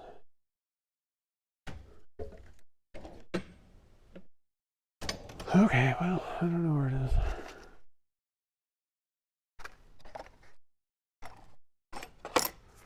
If I don't lose it myself, then my dad sometimes steals things. I don't think he would have stolen a center drill, but he just wanders back here, steals my stuff, doesn't put it back in the place that he got it from. Like a child. All right, so we're going to get a little center drillage going. And again, this is just to get a good connection between the live center and the blank. If you just bring up the tip of the live center, it really, you're going to constantly have to keep fighting it. You're going to have to keep tightening that. And it's just not particularly fun. It's not a good, connection. This is a pretty good connection. There's more friction happening, so it's going to stay in there and not just dig out the material. Okay, so let's see here. So what are you up to, Nikki? Nikki's been making some cool. I saw the little frog guy, the little pen holder guy. What was his name? I forget that. What was his name? I can't remember his name now. He came up with a cool name. Oliver, I think. That was a good one. I like that.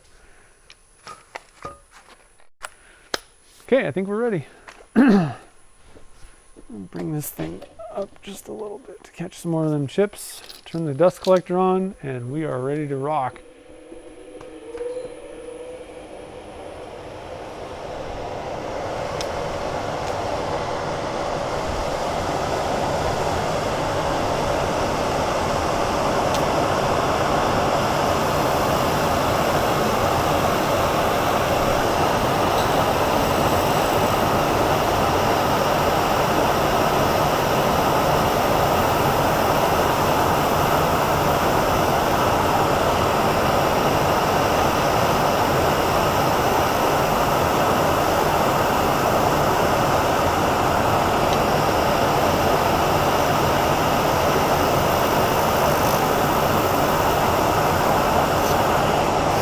Now on my cap, I'm gonna go for about a 17. Let's see here. I'm gonna go for a 17 where it meets the body. That'll give it a little, I don't like going for like the even, you know, where the cap and the body are even with each other, like whatever.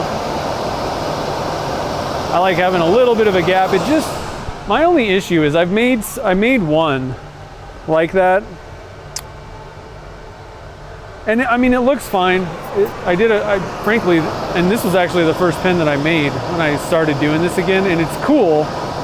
My only issue is this looks like a pen blank to me. And it's, I think, personal. You know, I make pen blanks, and it just looks like I polished up a pen blank. So I just, personal preference, I like having a little bit of a reveal or extra material hanging over there, just because to me it looks a little bit more like a pen. I don't know. And the thing is, it's like, actually I find it harder to get it, you know, matched up even. You know, the same diameter, but I just don't really love the looks of it. Yeah, Oliver, nice.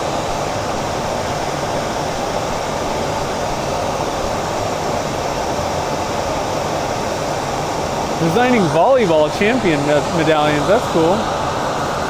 Yeah, that's cool.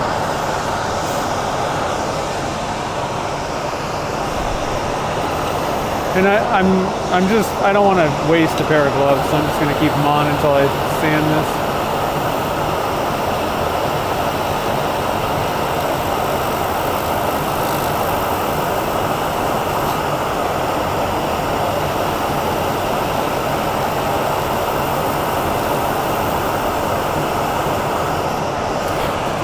And you know, these kind of gloves, they really aren't going to get caught up. Even if they did catch or something like that, they're just going to rip off. But you definitely do not want to be wearing gloves that are like a fabric, you know, that won't just rip off immediately while you're turning. That could be dangerous.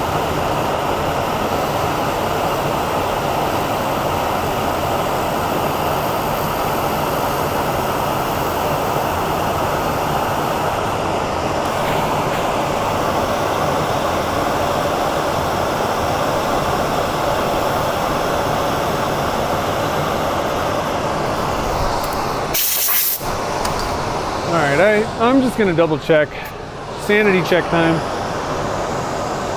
I wanna see where we're at. We should be at like,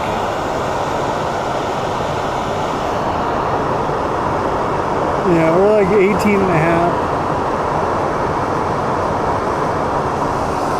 Just wanted to kind of get an idea of where we're at before I start just hogging material off.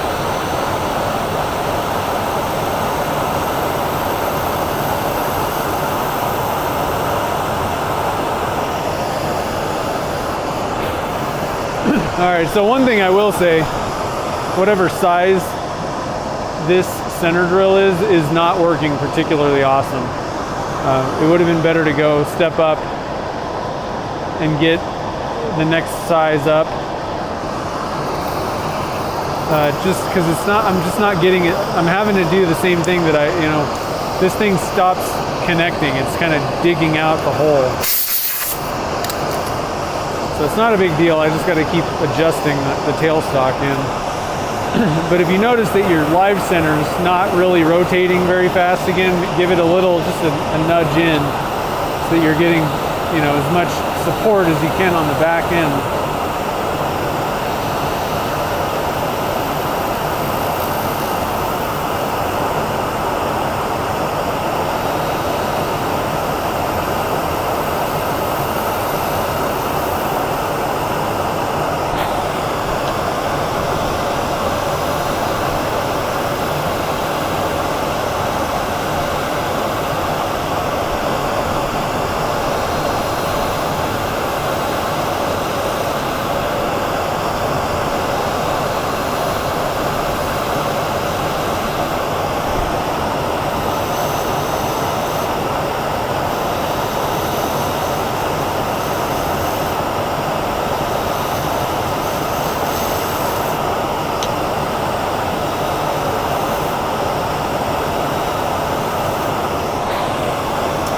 I don't know if you guys caught that, but what I just did. But when I want to make a taper, one way to do it that I do a lot of times is I'll take a cut, and then I'll take another cut a little bit longer, and then another cut, and it's giving me a little bit of a taper. It's the start of a taper, and then I'll just try and kind of smooth out those kind of transitions. But I'll probably start the taper, again, kind of about halfway up the blank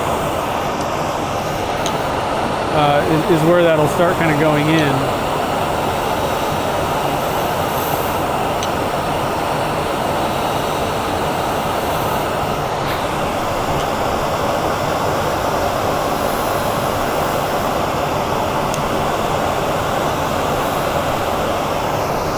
All right, let's do a measurement here. Should be getting kind of close. I'm thinking like 17 and a half down at this end. Yeah, we're about 17 and a half. And again, I want to go to about 17, so we're getting pretty close. But it is kind of dipping in. I tend to do that on the ends, so.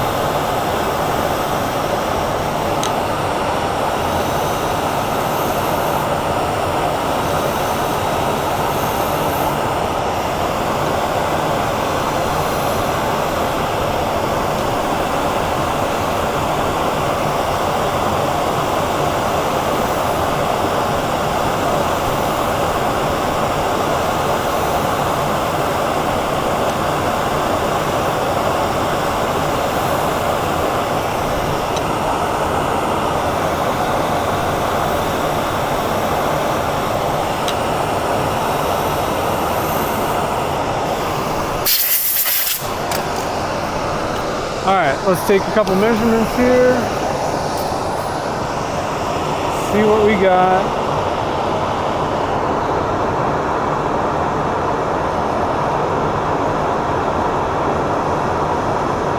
Yeah.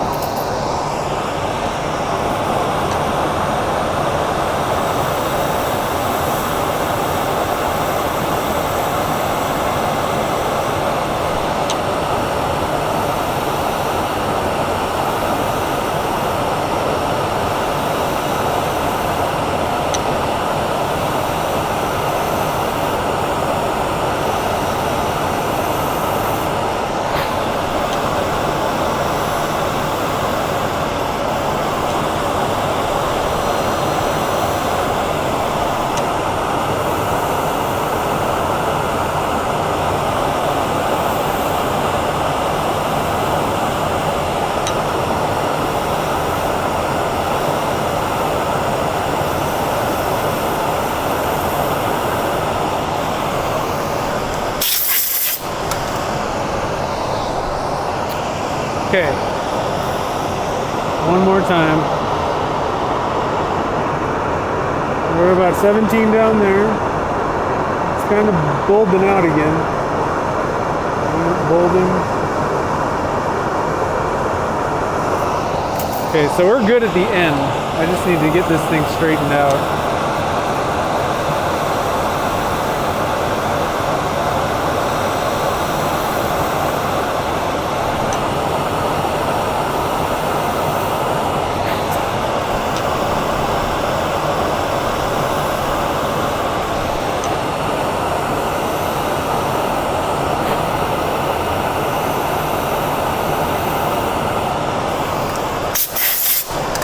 Now, where are we at on the other end? We want to go 2.5.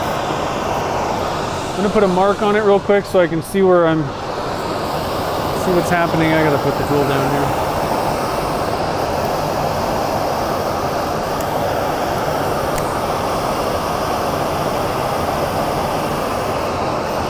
That's where it needs to be, about 15. And again, these numbers are kind of arbitrary. It doesn't have to be 15 perfectly for me. It's just kind of the numbers that I shoot for. I don't think we're there yet down here. Yeah, we're about 16 and a half, so we got a little bit more tapering to do.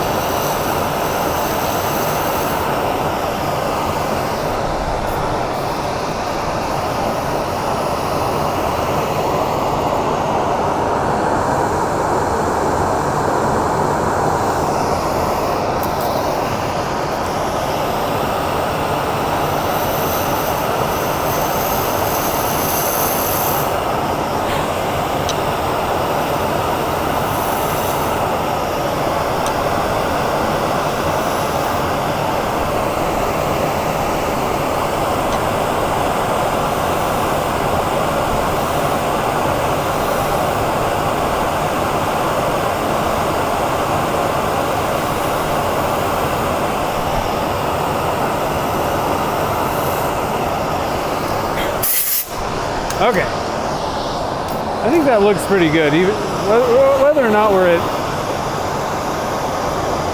Let me put another mark. Let me look at where that mark was. It's like we're looking at like right there. In fact, I think we're, well, okay.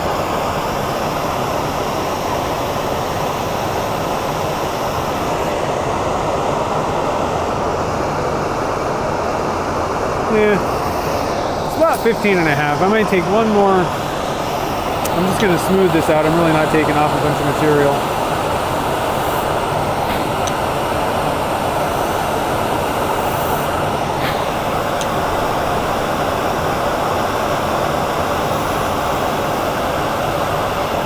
And I'm going to call that good. Let's put our mark on so we know where we want to cut it off.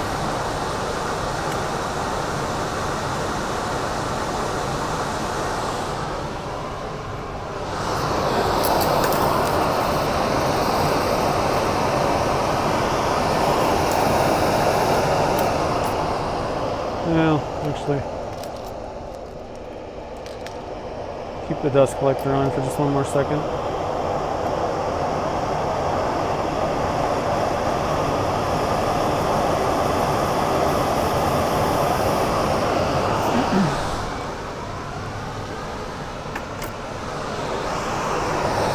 This time I'm going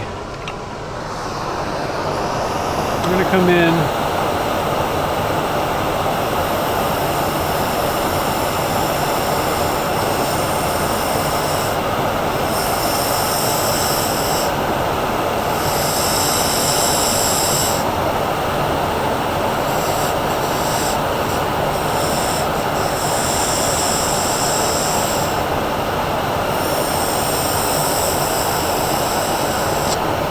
This is actually what I usually do before sanding, is I figure out where I want it to be, but I just don't snap it off. You still have that support, you know. Okay, let's do some sanding. What time is it? I don't know if we're going to be able to finish this thing today. I mean, we're definitely not going to be able to get it like polished. I don't need that. There we go. We might have time. We'll see.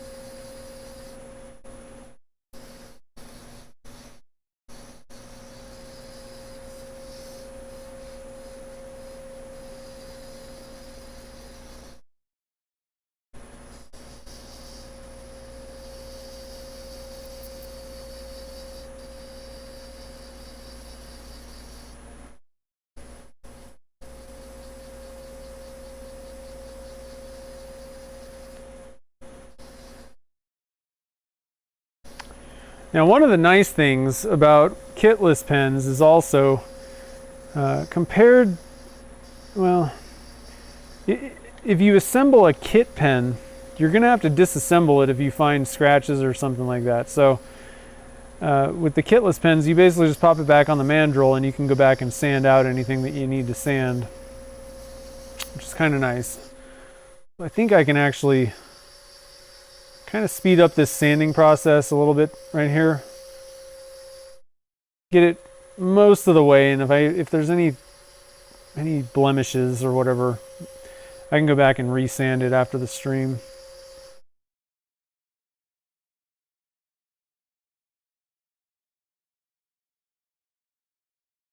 So let's do that. Just get things kind of pretty close.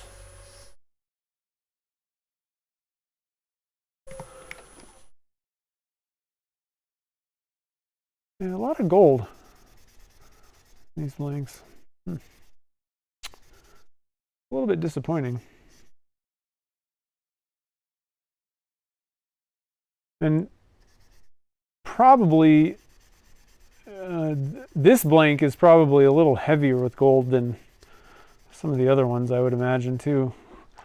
They all would be slightly different, you know.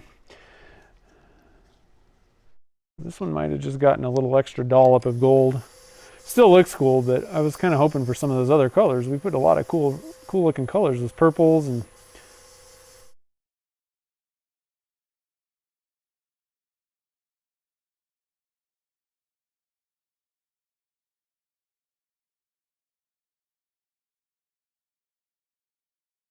all right, so one thing I forgot to mention at the beginning, I was kind of waiting to see, make sure everything kind of went all right. At this point, I'm going to say there's absolutely nothing wrong with these blanks. They turn just fine, and they're going to make some pretty killer pens. So I went back and I actually made another batch because there was only going to be 2 of them left. 6 of them are going into the subscription box, folks.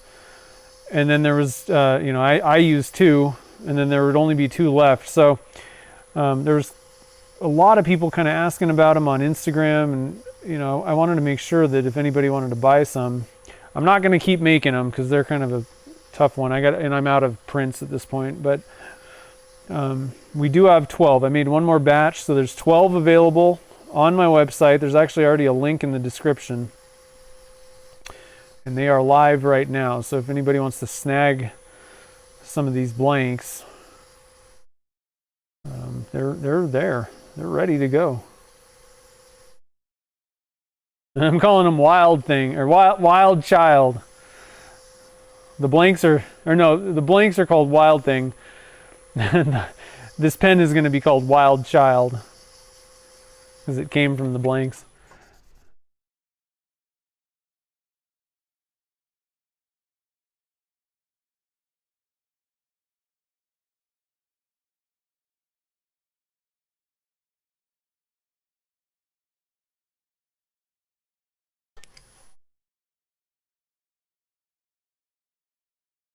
Okay, and then we're going to go with the green here. The Zona. You're groovy, baby. Yep.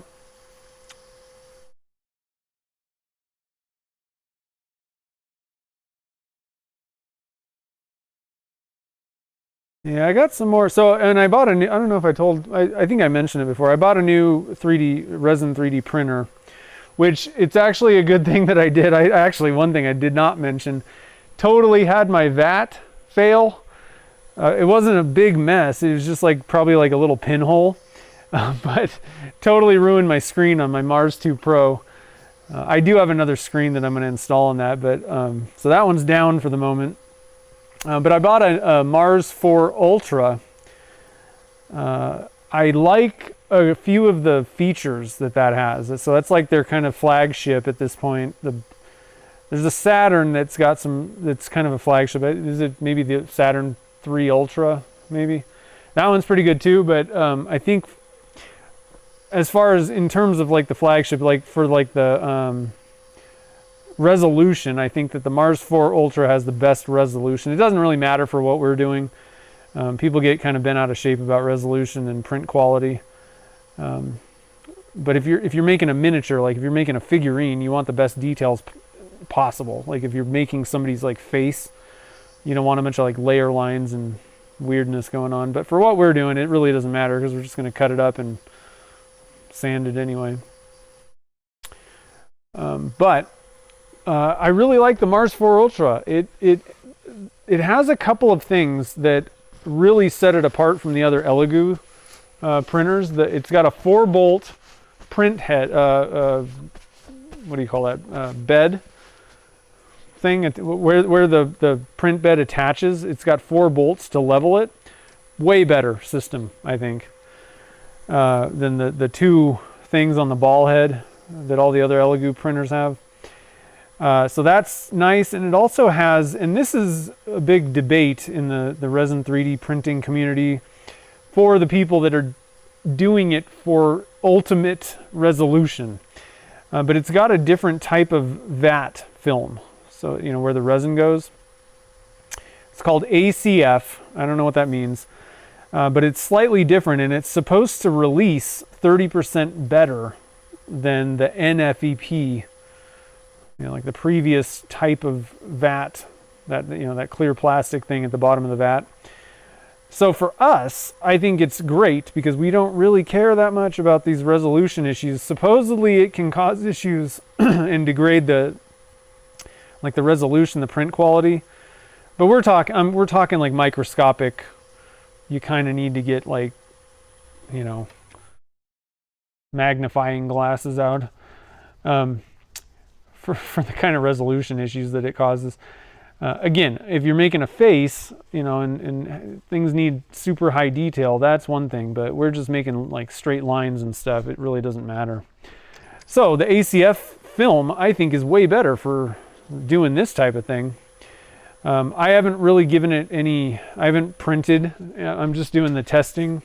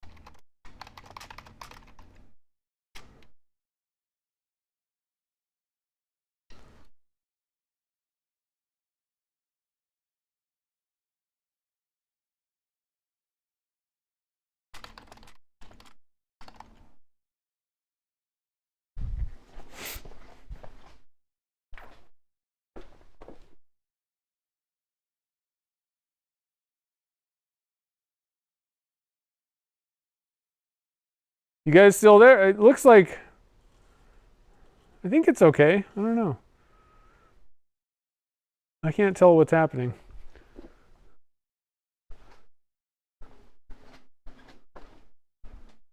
Yeah, it's still, never mind. It's still going, guys. We're okay. I don't know what happened. Did it freeze up for anybody? Huh. Yeah, I don't know what happened. Must have been a YouTube thing. Because I think everything's good on my end. Huh. We're back. We're back in action, guys. All right. Well, like I said, I don't know if you heard what I was saying. Well, could you hear me when it was frozen? Or? Well, anyway, what I'm planning to do here is, let's see, where were we at? I don't know where we're at. I'm going to go back to 800 because I think I was done with 6. Maybe. Yeah, I think I was done with 6. Let's go to 800 here.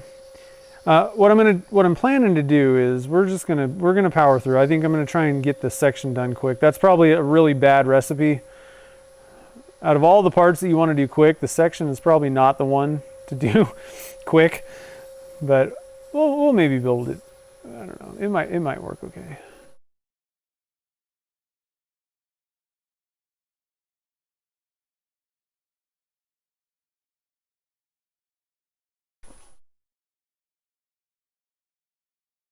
I think I'll be able to do it. You had the circle of death. No sound while frozen either? Oh, man. What's YouTube doing to me? God. Trying to hijack me. I don't appreciate it one bit.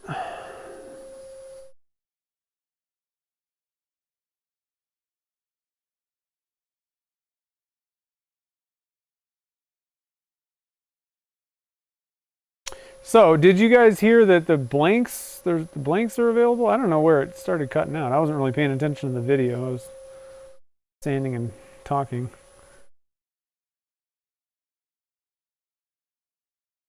There's blanks. These blanks are available on the website now. Kind of wanted to wait and see how this all went. I was pretty certain it'd be okay, but you know, the thing blew up in my face right away. I'd be a little hesitant to be like, oh yeah, and there's blanks available on the website. Have fun. Good luck. Okay, so we did the green, I think. We did gray? I don't think we did gray. I don't know what's happening.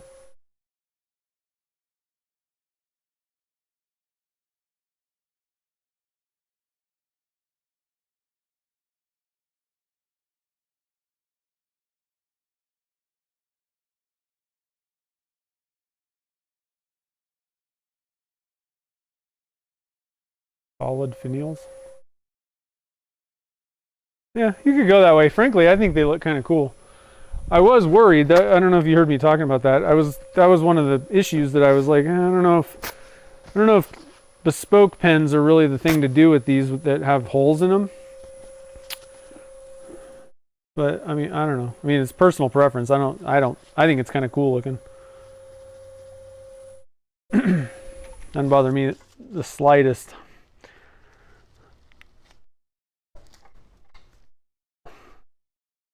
In fact, I mean, honestly, I don't think I'd cover that up. That's pretty awesome, actually. But I also like being able to see threads and bottle stoppers, and I've gotten just like yelled at basically at how I'm not an artist. Oh my God. It's so disgusting seeing inside of a bottle stopper. So I definitely have different opinions than other people. I like to see how things work. I wouldn't necessarily call myself an artist anyway, so it is not untrue. Now, one thing that I like to do, so one thing that's an issue with the sections that I think there's maybe better ways to do this possibly. The work holding, like I don't think Chad actually uses any tailstock support with the section, because what can happen is if you put too much pressure, it'll explode this thing, you know. But it seems like what I want to do is basically create another side that screws onto that, and it really just needs to be like a collar, and then you can use the force basically. I mean, I can use this thing. Not awesome, but I could technically, let's see, does that work? No, I don't want to do that with this piece. This is my, oh yeah, actually this will work.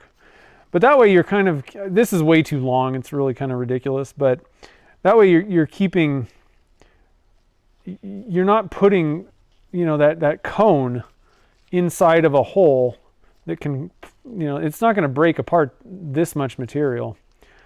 But I was actually thinking like a metal, you know, a metal ring could go on the outside. Like if you could, you know, create something that just goes on the outside. I don't know if that made any sense at all, but I don't need this. I've gotten through. You just have to be very careful with your how much support you put up. I personally like having the support, but you have to be extremely light on how much pressure you're putting up. That's it. It's just barely touching. That way you're not, it's not just hanging out in space, because that thing can kind of wobble a little bit. I have had one come apart though, only one, and it was because of that. I actually finished turning it, but the thread, the material on the end there got just cracked.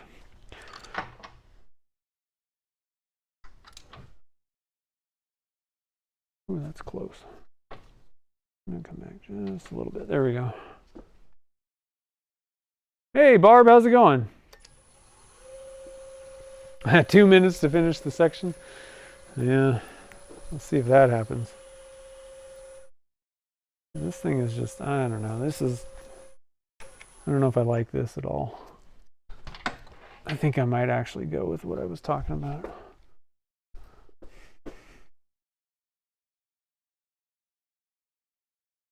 Let's try this. I don't think I've actually done it before. Can you guys see what I'm doing? Yeah.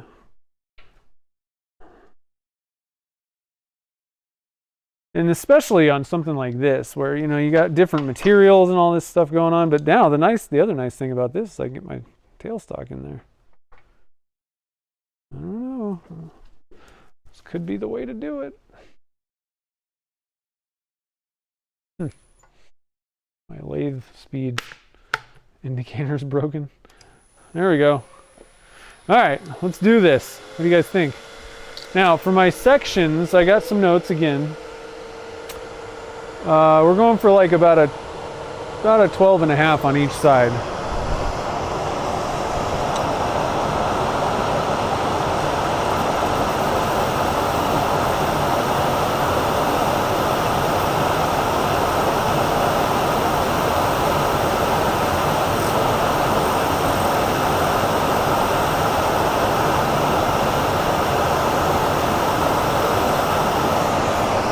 All right, I gotta get this thing a little bit farther out. It's just a little too close for comfort,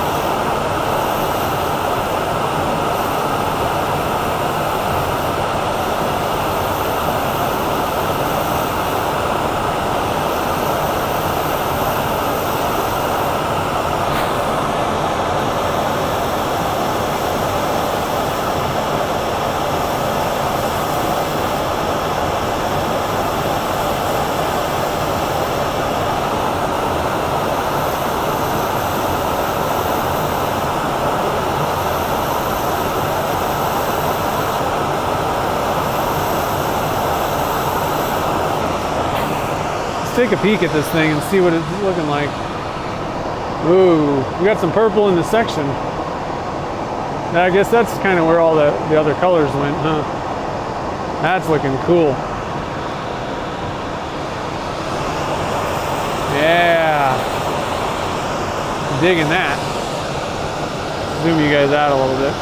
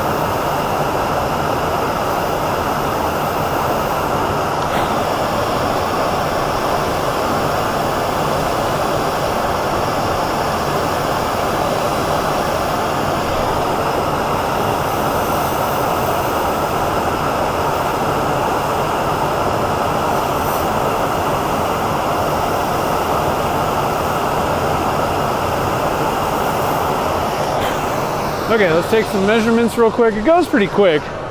The section, like I said, it's probably going to be the most prone to like breaking while you're turning it, but I really think if you support it well, it's not really that bad. It's just there's thinner materials, than most of the other components. So that's at 13.3. 13.6. I don't really care about the middle. 13.2. So we're going for 12 and a half, I think. Yeah, 12 and a half. So we got about a millimeter to go.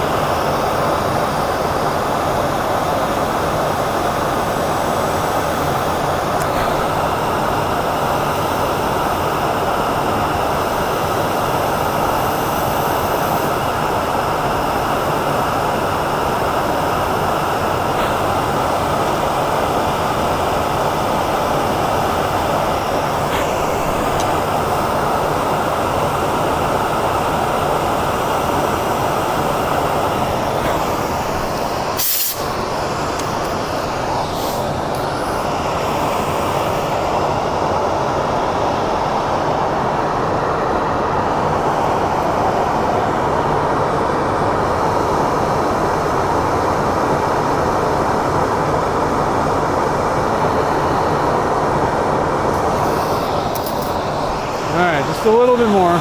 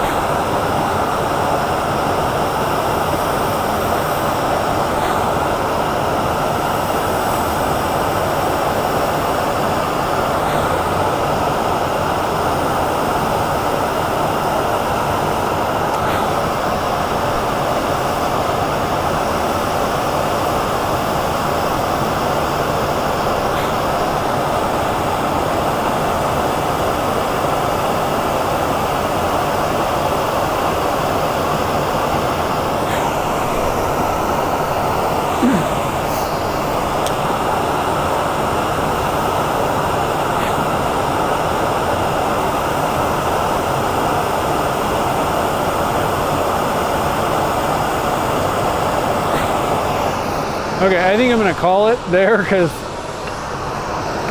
I like the shape. I usually would go in a little bit more, put a little bit more curvature to it, but I think I'm just gonna call it a win, move on. There's nothing wrong with it. It's a little different than I usually do with these sections, but I think it'll be good enough. It looks comfortable. It's just not as rounded as I do. What? I like the zoom in. Oh, you like the zoom when okay, I can switch to that a little bit more here and there. Kid Cooper's here. What's up? Getting tattooed. Oh, cool, man. Nice. Okay, so 600 grit. And this goes really fast. The sanding of these things, the sections. I mean, there's not much going on here. Not a lot of material.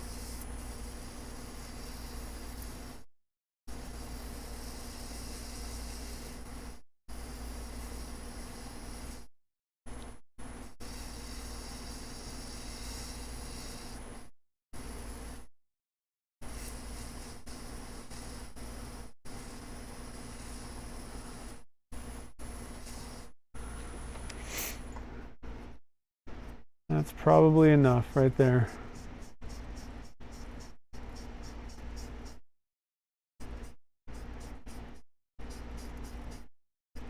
I also find that well, because you're not really moving the tool, I have a lot more control over a very small section like this, small area, whatever, length of material. So I usually get it pretty smooth off the tool anyway. So these sections go really fast when it comes to sanding for me.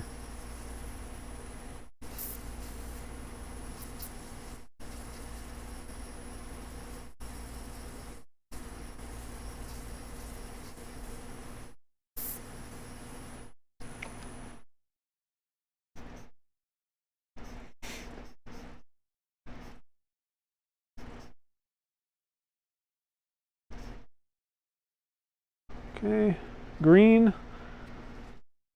Moving our way up here, guys. Yeah, CJ, I'm telling you. Well, and I have a light that's above, and like I'd have to totally rearrange.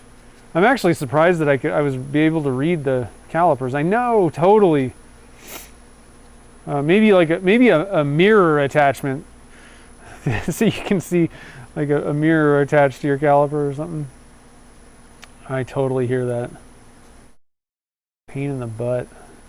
Pain in the neck, really. In the back.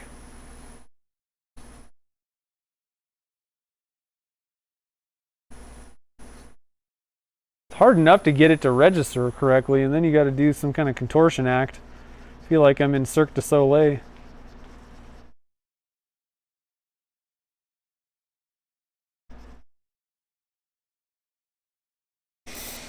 Let's see here. So, and I got some tricks. I actually flipped this.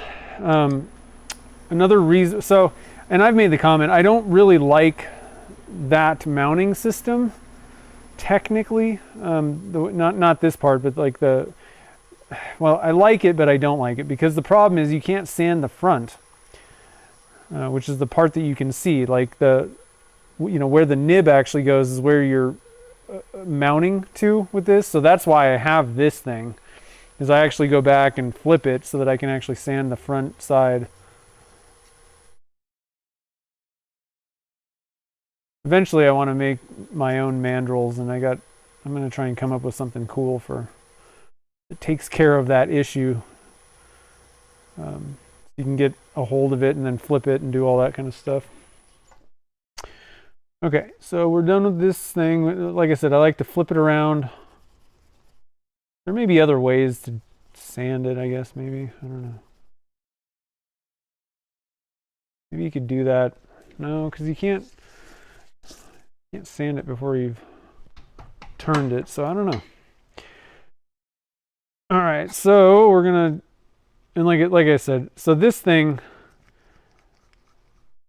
this is a mandrel that I made a long time ago, and I actually used to just turn them like this. I think there's more support with this other method if you're going in from the nib side. I think you're supporting more material in there, but what I don't like is this. The other issue is these threads are exposed while you're turning, which I don't like at all. What if you nick them while you're sanding or doing something? So that's why I like. There's a couple reasons why I like having that dual setup. And I think this might have been the first time I actually set it up this way. I've been thinking about it for a while. I used to use just the cone, but that worked out really well, I will say. But now I got to flip it, so I'm going to go with my 3/4. And then now I can sand the front of this and make it so that this edge is not very sharp or anything like that. It just adds a little bit of time to your sanding schedule, but the other nice thing is with this little mandrel, I can also do the buffing. And again, I'm covering the threads up, so I'm not getting a bunch of buffing junk in the threads or anything like that. Or buffing the threads down. That's another problem that you can run into with this. You hit the threads with the buffing wheels, kind of screw them up a little bit. I like to do a little bit I like to get this nice and really rounded over on the front, so it's nice and feels good in the hand. Should probably just sand the whole thing like this. That would have been a lot smarter. Nobody ever said I was smart. Let me get the front.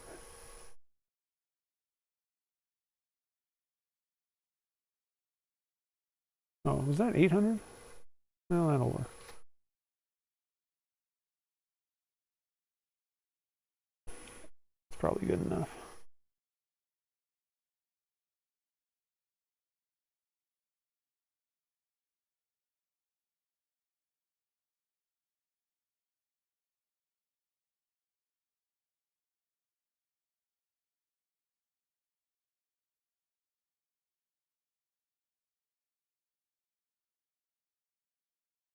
Bluetooth, that's interesting.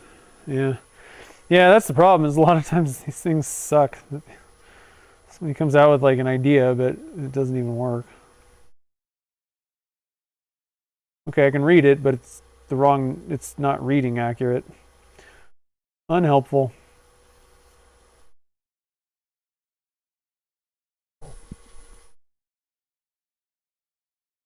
All right. Ooh, that's looking pretty sweet. Yeah. Oh, that's nice. All right.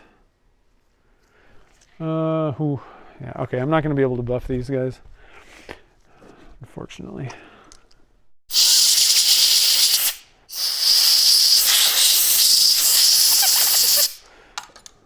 Blow that off. I'm going to assemble this a little bit here, though, so you can see what the final product looks like. Now, I did run these through the sonic cleaner before, so my threads should be okay. Now, these ones are not. So I'm going to pop this guy in the sonic cleaner for like 30 seconds real quick. Another way to go, and this kind of helps, but I find that the sonic cleaner is really the only way to do this, because I may end up kind of scratching what I just sanded. So I'm going to pop this guy in the sonic cleaner real quick, and I just have one of those little mini ones, little $20 ones. It works excellent.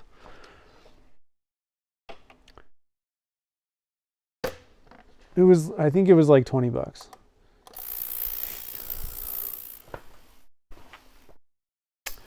I do have a 6-liter big one, but it's kind of a pain, honestly, to use that to do little pen parts. I bought it my idea was maybe to use it for cleaning 3D prints, you know.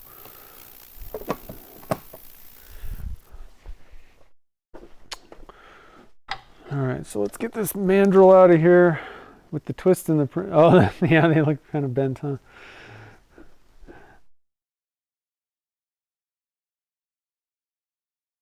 Yeah. Yeah, they do look kind of funky.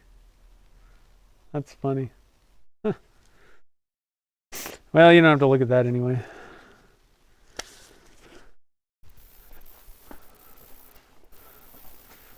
Don't look too long at it, it'll make you sick.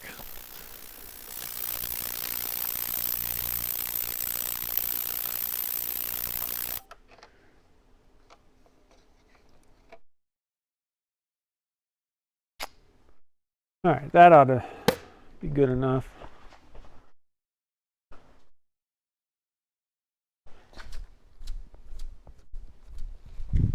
I'll just kind of blow this guy off.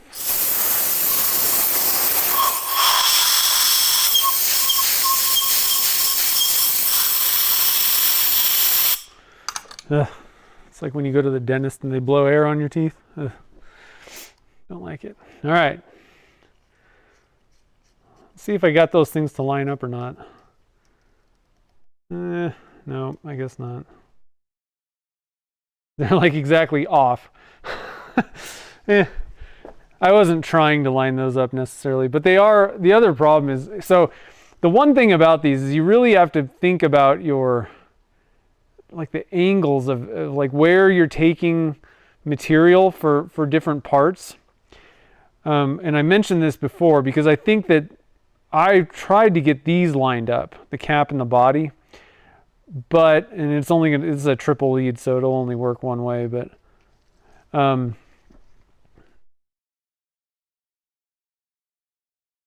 ooh, that's kind of tight.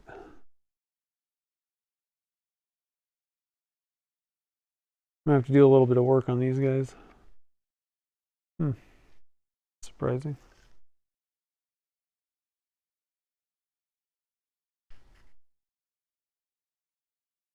Ooh, I did get them to. So they line up, but they're not really the right. You know, like they're not lining up in the right orientation though. Like I would have needed to take the material out right here. So it's a little bit tough. If you're going to make a bespoke pen out of these types of things, you know, with two different blanks, you you're gonna have to think a little bit more. I didn't really think about all that stuff. But let me zoom you guys out so you can see the whole pen.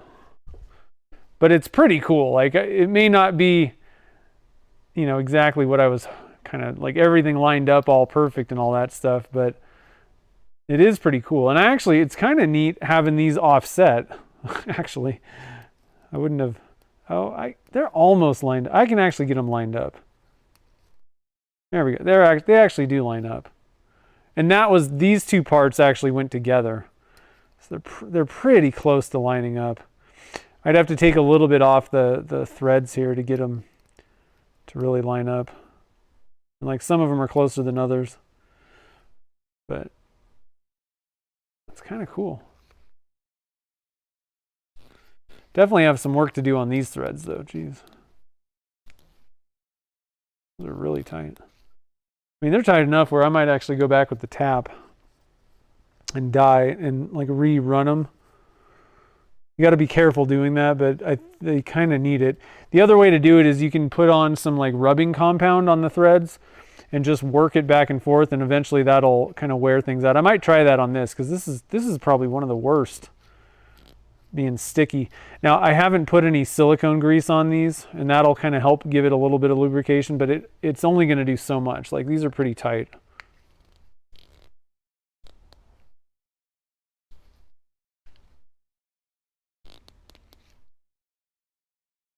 Oh, that's kind of cool, having it offset.